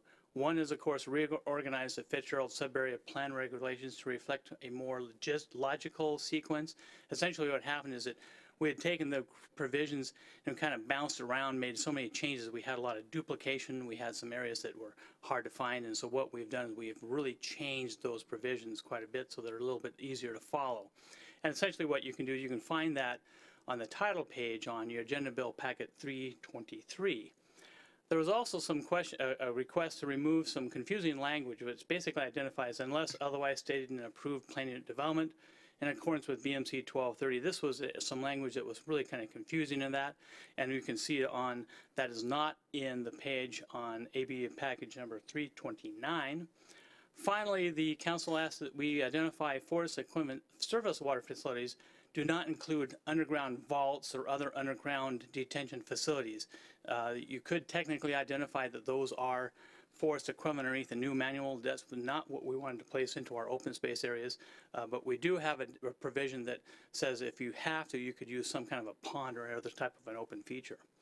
One of the other items that was identified was the potential of adding one more incentive level that would be based upon preserving 15% of the net buildable area, and you would achieve an increase of 10% of lot yield for such preservation. Essentially, there seemed like there was a little bit of a gap between the two, the different levels of preservation. Another one was there was a request to add a definition for bioretention, which is on AB page 345. There was a request and some direction to clarify and simplify the definition of forest intact. We had a bunch of canopy covered provisions, and we've greatly simplified that definition. That's on your Agenda Bill Packet 345. There was also a request to simplify the definition of impervious surface area effective. It was a very long, complex definition. We've made that much shorter to make it a little easier for people to understand what that means. We've also added a definition for groundwater. We've basically used some of the language within the Washington Advisory Code. And there's also a provision that we need to delete an exception within the 20% effective impervious area for arterials and collector streets. As we know, parametrics identified that that was an area that was not within their gap analysis provisions, and they identified that that really shouldn't be allowed for a arterial or a collector, primarily because the city has to comply with the same LID provisions as any private development. So I think I will stop at that point. I actually have all the language here if you so desire to see it from your packet. But it's in your packet. You can probably find that quite easily. So I think I will stop at that point, considering the lightness of the hour, and ask, see if there's any questions, or maybe have Scott Massall you can direct some questions to him, or whoever it happens to be you so desire to ask. Thank you. You ready? Let's have you go first, and then we'll ask questions. Don't go far, Bruce.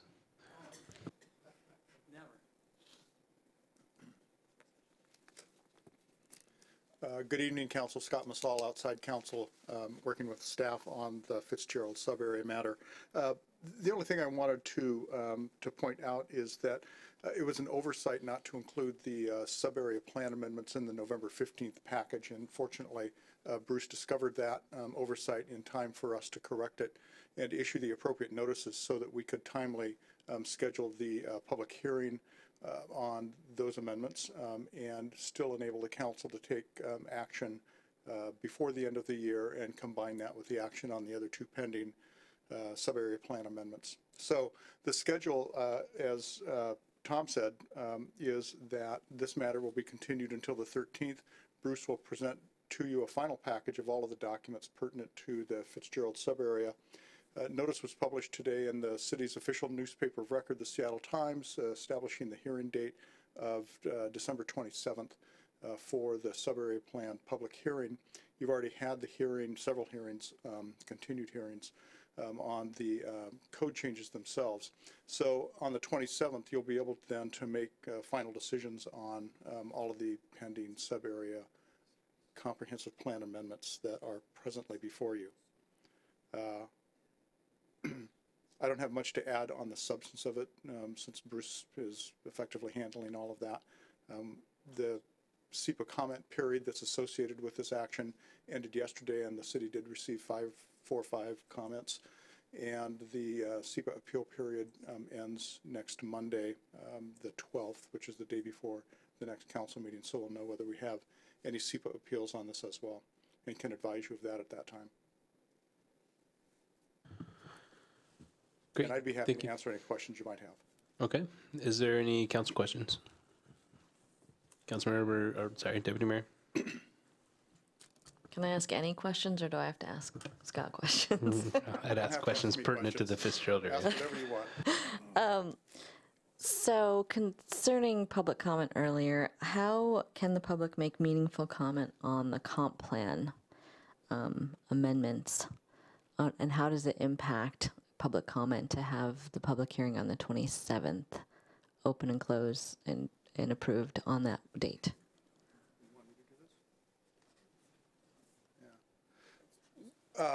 Well, the process is the process, and the reason that we're having the public hearing on the 27th is to comply with the city code requirement of 21 days notice on the hearing. This particular matter has been ongoing, as I understand it. I wasn't involved in the beginning, but it's been going on all year long, and you've held 5 or 6 or 7 hearings, and at all times the sub-area plan amendments have been in consideration with all of the code changes. So it was just that it wasn't included in the last packet? It was just an oversight, and it was unfortunate that it happened, but at least we discovered it, yeah. Okay. Yeah. I thought it was a much bigger deal than that. These questions are probably for Bruce. So, on the population capacity decrease, I just wanted to verify, is that, are those subtractions assuming or not assuming clustering? They are not assuming clustering. So do we know the numbers if it's clustered?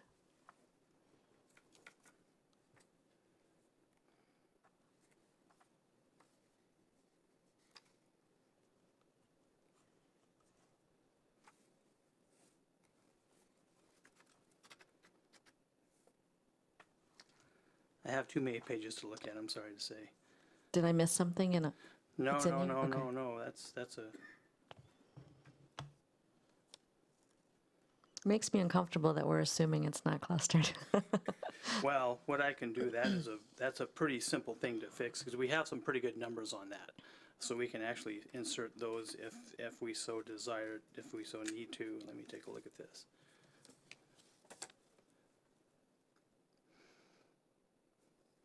You know, I'm not 100% sure we did include the cluster, so with your permission, what I'll do is I'll just go ahead and include the highest numbered incentive that's offered by that to this capacity provisions. Okay, that'd be great. And then on page 301, it's just a spelling thing that I caught. Oh. Let's see. It's just it says environmental instead of environmentally. So that's just a small thing. It's toward the under 11, halfway down on the right. Simple. Oh, I see. Yeah. Thank you. And then on page 373, I think you must have been up really late because you said ground cover instead of groundwater. Oh, sorry. Yes. No, it's okay. There were a lot of late I was nights on this one. And that, I'm sorry, what was that number again? I'm sorry. On page 373. 373. I'm sorry, I'm trying to figure out where on 373, but What I can do in the is I note. It's in the note. And maybe it won't matter because that'll be coming out, but. Got it. And then I just wanted to ask in general, with the changes to the code that governs the NICPA, I know we're making a lot of changes because of the LID, but in terms of just overall level of protection, are there any significant changes or any changes at all to the environmental protection? One of the things that was taken into account when this had been crafted is to try and make sure we provided a commensurate level with what's in Ordinance 1988, which is basically the regulations that are in place right now, as well as, of course, those have been blessed once by the Central Puget Sound Growth Management Hearings Board. And that's where you had all the emphasis placed upon the special type of low-impact development facilities, including the forest equivalency. And as you notice, we've identified two primary LID types, which is bio, retention, and dispersion into the forest areas. Those are the safest, most assured methods to make sure we do achieve that methodology. And that was one of the real features. In fact, I've been kind of going through some of the past record, and there's been a lot of information from parametrics in particular explaining, okay, here's how this stuff works, and here's how it provides for those type of protections. One of the really interesting features that the council has looked at is the incentivizing for the clustering. And we are feeling fairly confident that that's going to be looked at with a lot of favor by the development community, and they will be very much interested in doing that. And, you know, what that essentially does is within the Zone 1 area, for example, which is where the clustering will be applied, that gets you into the 40 to 50% basically open space preservation areas realm, which is fairly close to where we are underneath the current provision, which is right now, of course, it's 5400A, which is a much more intense zone. But the requirement in that area is a 50% forest cover based upon a gross site.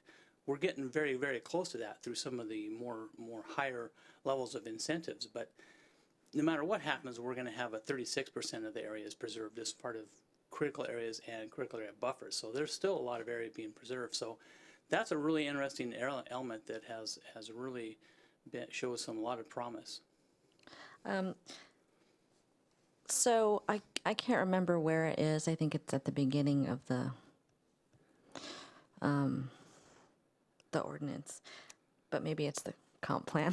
I confuse them sometimes. But I noticed there was a change in language from high value wildlife salmon area to moderate to high. Can you explain that and yes, that change? In fact, one of the things that Parametrics has done is they've actually gone through the exhaustive best available science review, and they've actually identified documents that give a little bit different perspective to this area. In 2004, 2005, primarily what was identified was that this is an amazingly, pristine area, if you would, and has a lot of great wetlands. It still has those great wetlands, and those are protected. However, what's happened is that with development occurring outside the city limits, there has been some degradation in some of the areas. And specifically what this is talking about is that in 2011, we did a update to the city's Shorelines Master Program. And part of that was a very intensive inventory and analysis of the condition and habitat value of our different reaches of North Creek as well as the Sammamish River. And one of the items that Parametrics has identified is within that document as well as another document they've pulled up, that the quality of the area does not meet that super high standard, and that's basically what that is one of the things that's added some complexities to the BAS analysis they've done, is to make sure they can document that very clearly. So we have seen some degradation to some of the features within the area. And so do we put that in to protect ourselves so we're not held to the standard of it being maintained as a high value area? In fact, one of the things about the shoreline master program is that it was really intended to be a really honest assessment of what your existing conditions are. And now again, it only addresses a fairly small area within the North Creek Fish and Wildlife. It's only basically within 200 feet of the shoreline of the North Creek and North Creek itself. And the intent of that is to identify what you have with the hope that through a number of different improvements and some restoration projects, you can increase your habitat score. Basically, it's a baseline that was established when we did that big master program update. So it's just trying to lay out the current conditions. The current conditions, well, is what it was in 2011, basically. But yes, and then when we do our next shoreline master program update, we will do another assessment of those areas, and we'll look and see what, if they are, hopefully they are functioning at the same level. If they are not, then that means we have to do something more drastic within our shoreline master program. Okay, great. Thank you for your work. I appreciate it. You're welcome. Any other comments?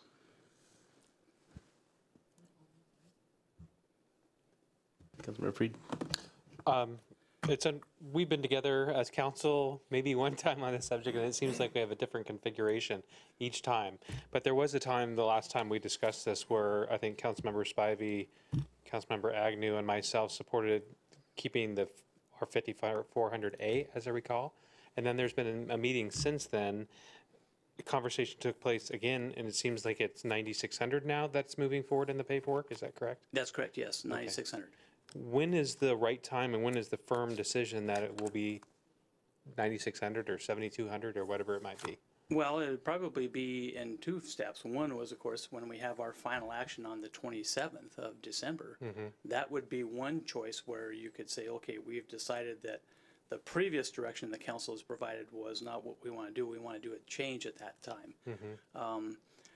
That's pretty late in the process because we have had some pretty robust discussion about 9,600, and we have had some pretty affirmative direction from the council to do 9,600. So it would be a complex issue to go back to a different designation at this time. Yeah, I mean, there was also some conversations of a compromise where those folks that supported our 5400A, 9,600, I know Deputy Mayor Doer suggested 8,400, I think is what it was. I'm certainly in support today if we could find a compromise of 7,200. As I look at this area, it's for the Zone 1 specific. So, I mean, that's my suggestion. I'd go to 7,200 and make some steps forward, and hoping that's a good compromise for the city as a whole. Any other comments? Councilmember Sandberg? So I have some question about the process. So right now, this is a public meeting, but it's not a public hearing. So the public cannot comment before us, but they can send written comments and be part of the record, or not even that? Well, actually, what's interesting is that because we are now opening up the record back again, it would be a good time for people to send in comments on some of the package of materials that we're going to be providing to the council on the 13th, as well as, of course, the Subarea plan amendments that will be discussed more fully on the 27th. So we're opening up the written record, but why wouldn't we open up, I guess I'm trying to understand why we wouldn't have a public hearing, why we wouldn't open the public hearing and continue it to next week? Essentially what happens is we have a notification requirement before Okay, we can actually hold a public hearing. So we wouldn't be able to hold that public hearing this evening because we haven't provided the proper notification. Okay, so that's why we're doing it on the 27th. So 21 days from now, Yes, because we put in a notice today. today, It was published today. published today. And I know that we have talked about this for a significant portion of the year, and we've had several public hearings. But the problem is that the target keeps changing. And so it's hard for the public to comment when things continue to change and the record's not complete. And so you said there would be more information yet available next week for the December 13th meeting. Yes, that will should complete the record for the council. Okay, so we are confident that we are going to complete the record by December 13th. Yes. Okay. And then if one option, as opposed to meeting on December 27th, and I'm available to meet December 27th, is to adopt the balance of the Plan and Code amendments this year, and then take up Fitzgerald in January or February, using our one comprehensive plan change for the year for Fitzgerald only at the beginning of the year. That is an option. It's an option, maybe not the best business option, but it is an option. And when you say not the best business option, what we're looking for is a process that in the end, we're not getting appealed on because we have,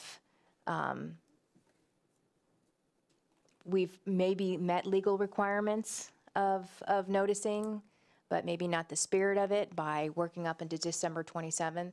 I mean, I'm interested in a product that in the end, the community feels that they've had a full opportunity to comment on the complete record and not, and avoid an appeal process, because we can meet on December 27th and finish this up, but we could expose ourselves to greater likelihood of being appealed versus waiting a month, making sure that we've reached out, done everything, just like we did with the previous item.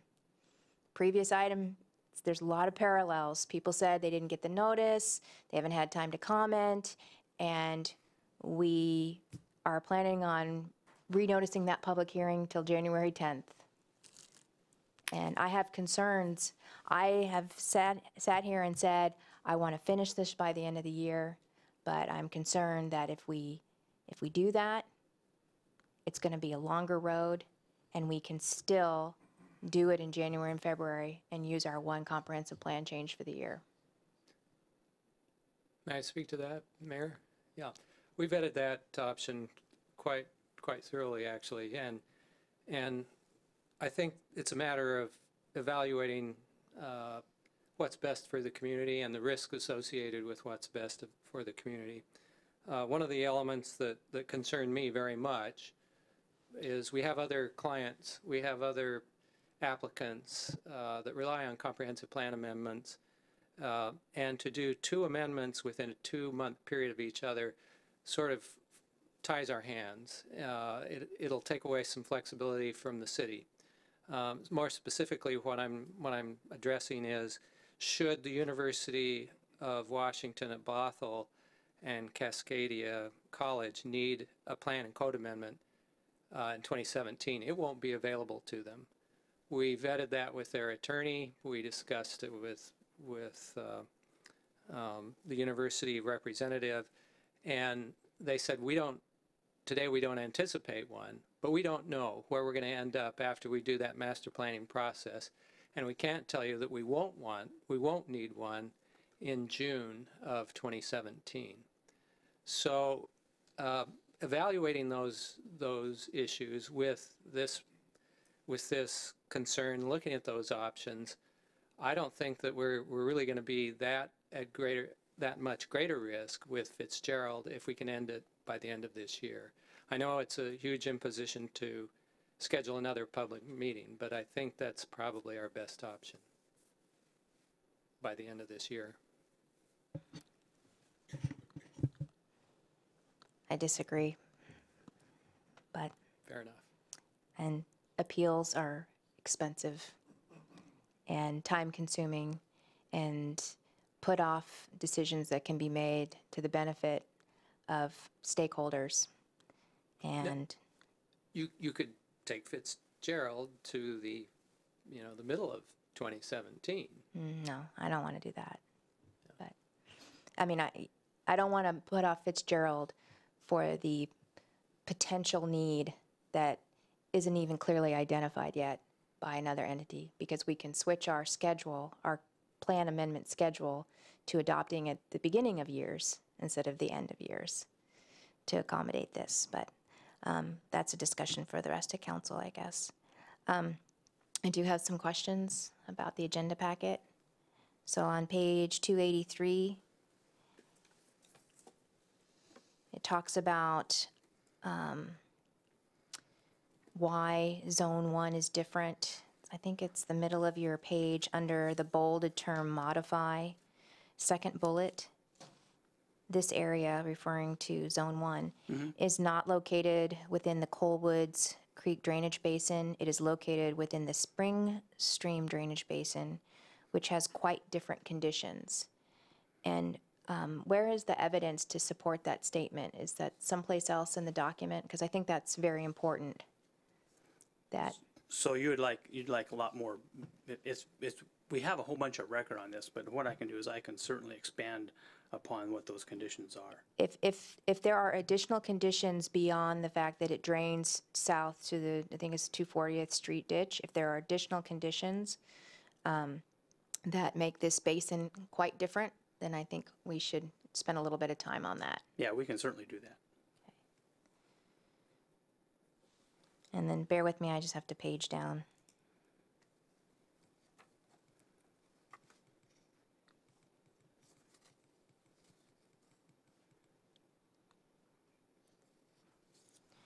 And then on page 285,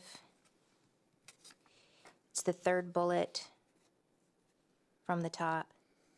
It says, testimony and soil excavation descriptions provided by the public indicate that near-surface groundwater is not prevalent in the upland areas underlain by glacial till. And do we have a definition of what prevalent is? And I thought the testimony from the public indicated that there was surface groundwater. So there was conflicting testimony. Yes, and part of the problem is what's near surface and what's not near surface and what's shallow and what's deep. And that's where you get into these semantics here. I am certainly willing to see if we can't maybe tighten that up a little bit to give you some more definitive numbers. We have all the soil log test pits, and we've got some well data that identifies where the groundwater was within the Fitzgerald. We can actually provide that as a list if you would prefer within this area. It's not hard to do. It's part of the record, but we can add to this if that is something that the council would like to see. If it's not hard to do, I think it's important that when we make statements that are central to the argument for making the changes that we do, that if it's not hard and the data exists, I think it's better to bring it up front and center. Later down in that page, so it's the second grouping of bullets. And it refers to the parametrics email in response to a question by the deputy mayor.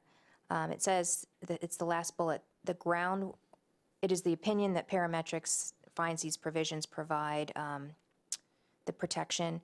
And then the last bullet, the groundwater protection language which has been modified or retained.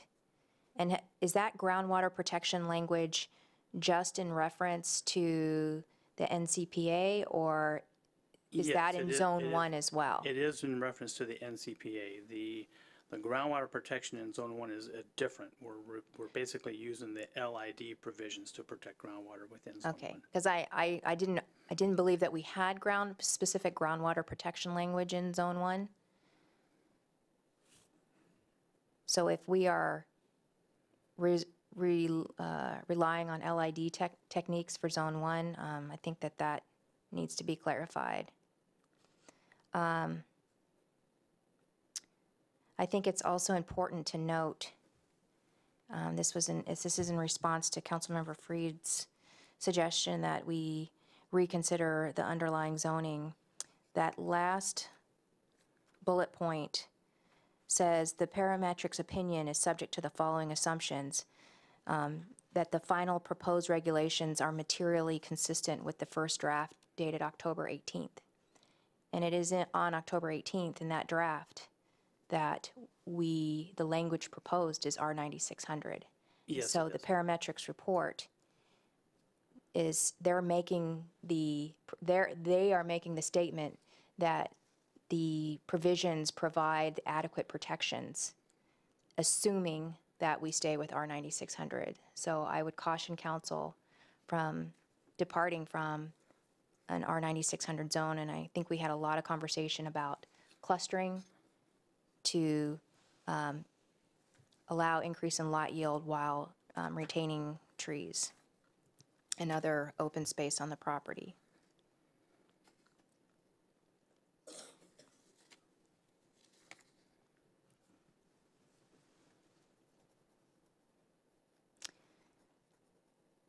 So when this page 287, council finding number 17, talking about clustering. I was wondering if you would be willing to yield the floor for clarification on the last question. Sure. So Bruce, parametrics comment on the 9600 was just saying that it supports the 9600, not saying it would not support a 7200 or 5400A. Yeah, I don't know how nuanced that comment was. Because I've At heard the you make time- comment on that, I think, At 3 the meetings time, ago. there was 4 that we were kind of concentrating on, 7,200, 8,400, 9,600, and, I think we were looking at 5,400D, I think it was. I do know that they did draw a correlation between reducing the intensity of the land use in Zone 1 as one of the factors that get you to that commensurate protection. Because there's just a little bit less development, a little bit less, ability, and particularly with the clustering, you get a little bit more open space preservation. So I know that they were looking at the lesser density as part of this the overall discussion they've had. Okay, thanks, Bruce. Thanks, Tris. So on page 287, council finding number 17, talking about clustering. Your second sentence says the disadvantage of a mandatory provision is the very real possibility that development will refuse to use a clustering provision.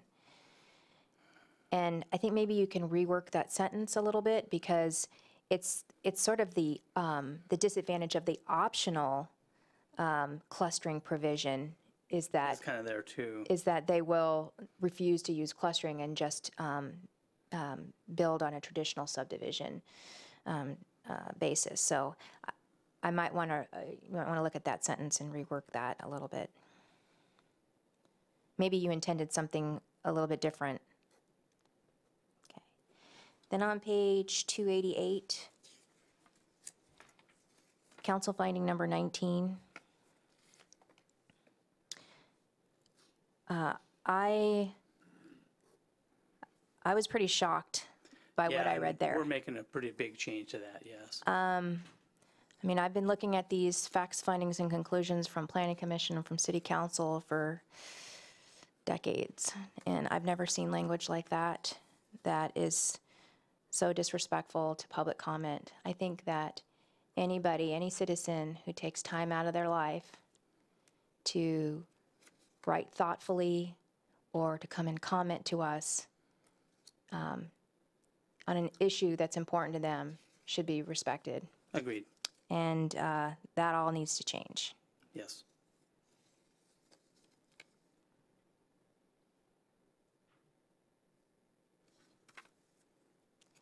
And I want to thank you. It looked like in my cursory review of the code language, you incorporated a lot of the things that were discussed previously, so I appreciate that. And I will be going through with a finer tooth comb, because we are going to be discussing this again on December 13th Yes, ma'am. for the code language. But I think you did capture a lot of the things that were asked previously. Okay, thank you. Any other questions or comments from council members? Councilmember Spivey? Great, thank you. We've been working on this for a long time, and I think does come down to compromise, and I am in agreement with Councilmember Freed that I think there's a compromise. Maybe it's 8,400, 7,200, but I think there's a compromise in there, and I would support that compromise. We're going from 5,400A to 9,600. Again, I think there's a compromise in there. The comment about moving this to the beginning of 2017, I just saw faces crushed in the back rows back there, and I can't support that. We actually would have had this done probably in February or March if we had just let our appeal go through, and we would have had a definitive answer one way or the other, and we would have freed up a lot of time for other projects. But we didn't, and here we are, and I am here to come back on the 27th or the 29th or whatever it takes to get this done this year, because we got to put this one to bed. But again, I support some form of compromise on the density. I think we could also look at including maybe the buffers as part of the lot yield. as well as, I think I saw in here something about a 15% forest coverage. I support that. So the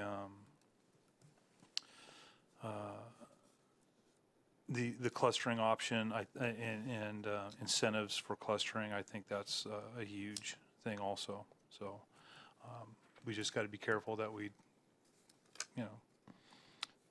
don't make this go on into next year. So, thank you.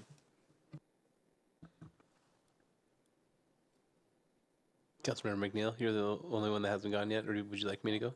Oh, you're good? Okay. A couple things. Bruce, there in the list of attachments to the agenda, I'm sorry if somebody already brought this up, but so attachment number 6, best available science gap analysis, it says to be provided as a supplement. Did we get that? And I didn't see it. We have not got that yet. Okay. And that's being provided by parametrics? Yes. Is that the same situation for attachments 8 and 9, which are the response to citizens' comments? Number 8 has just been completed, and number 9 is, again, we're waiting for paramedics to provide that report. Okay. And so are we going to have those by the packet issued by Friday? Yes. Okay. My other question is the stormwater facilities. I just want to, I appreciate the clarifications that you've brought up, but I just want to know, again, are the set aside forest areas and the buffers and the critical areas, are we saying that if it's not a vault or a underground stormwater facility that it can be placed in the forested areas or placed in buffers or placed in critical areas? It can be placed in buffers. It cannot be placed within critical areas. Okay. The only type of situation where you would do a bioretention would be if it was a pond or a created wetland. It could not be placed into an existing wetland or an existing wetland buffer. But those can go into the area set aside for forest preservation? It could go into the area set aside for forest preservation, yes. Can we make that a little more clear because I was going through it and I'm still just trying to make sure I understand where these things can go or not. And then I just want to make sure too, I think I brought this up previously in whatever meeting it was, but I would imagine the forested areas are going to be probably not adjacent to the road, but they would be in the back of properties. And I just want to make sure that we understand, at least from the stormwater manual standpoint, that unless you want an inspector crawling through your yard to go check out the rain garden behind your house in the forested area, that might not be a good place to put those. However, what would happen is that there would certainly be, if there is whenever we do a surface water facility, we have a mandatory easement to allow us, the city, to inspect those kind of facilities.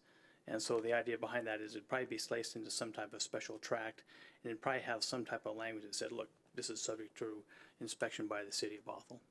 Because I think in what I read too is that the forested area is supposed to be continuous and part of the, adjacent to buffers and protected areas. And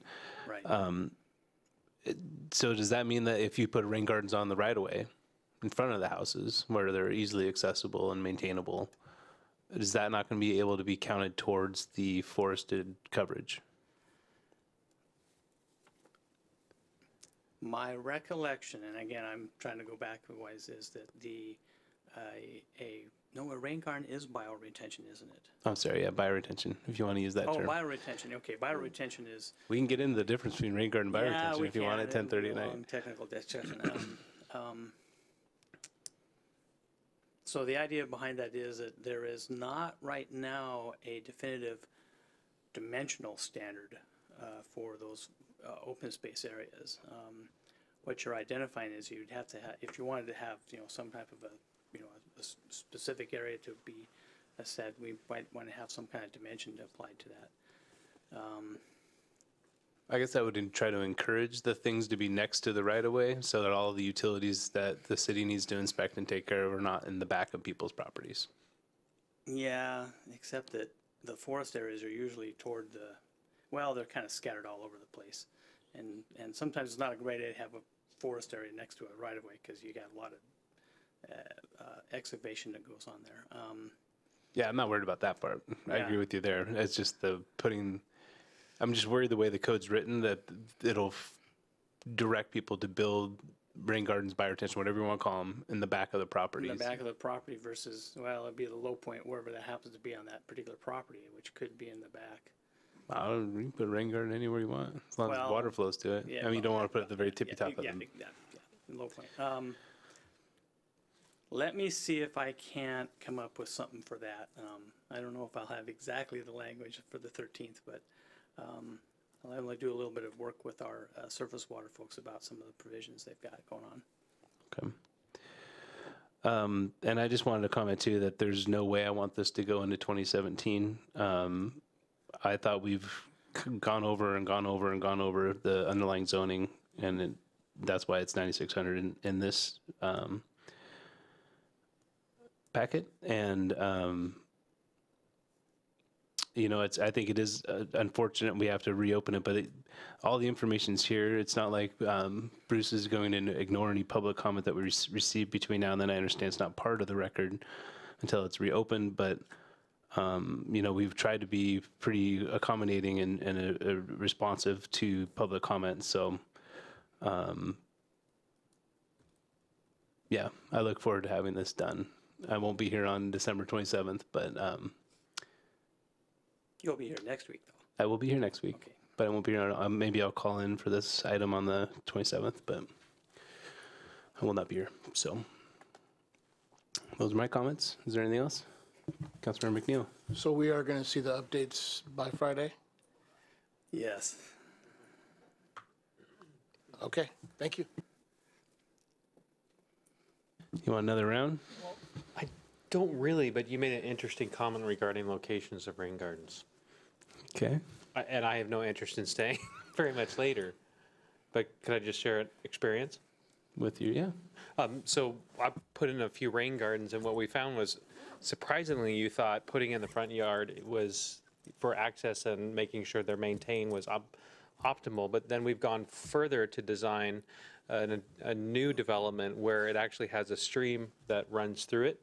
And we actually designed to put the rain gardens in the buffered areas, and actually created quite an incredible ecosystem or environment. So rather than make the requirement to put them in the front yards, which would have detached them from what otherwise could have been an opportunity to improve that corridor, I don't know if I made that clear. I wanted to really make sure that stream was improved exponentially by putting those rain gardens and those bioretention systems adjoining that. So I'm wondering if there is language that accomplishes the ability to still maintain it properly, but if opportunities exist to make it adjacent to forested areas or wetland type areas, that's actually a benefit. Rather than small little, what otherwise in simple terms is little wetlands and front yards, I'd rather have a larger ecosystem that is contiguous. So that's my comment. Yeah, that sounds nice. It's just as long as you can access it and maintain it, that's kind of the worst thing would be to have an inspector go climbing through your backyard. Absolutely. Yeah, that's kind of what I'm trying to avoid. So Deputy Mayor, you had some additional comments you want to make too? Well, I just wanted to clarify that I'm not in favor of going into 2017. And I don't understand why we're still talking about zoning. As one of two people who has been at every Fitzgerald public hearing, I can tell you the last time, 6 of us said 9,600. Oh, really? So, because that was staff recommendation that worked best with clustering. So, I really don't want to talk about the zoning, underlying zoning anymore. Anybody else would like to take a second bite at the apple before we call it a night? Nope. Nope. Okay, so do we need to take an action on this, or is this, we just say, see you on the 13th?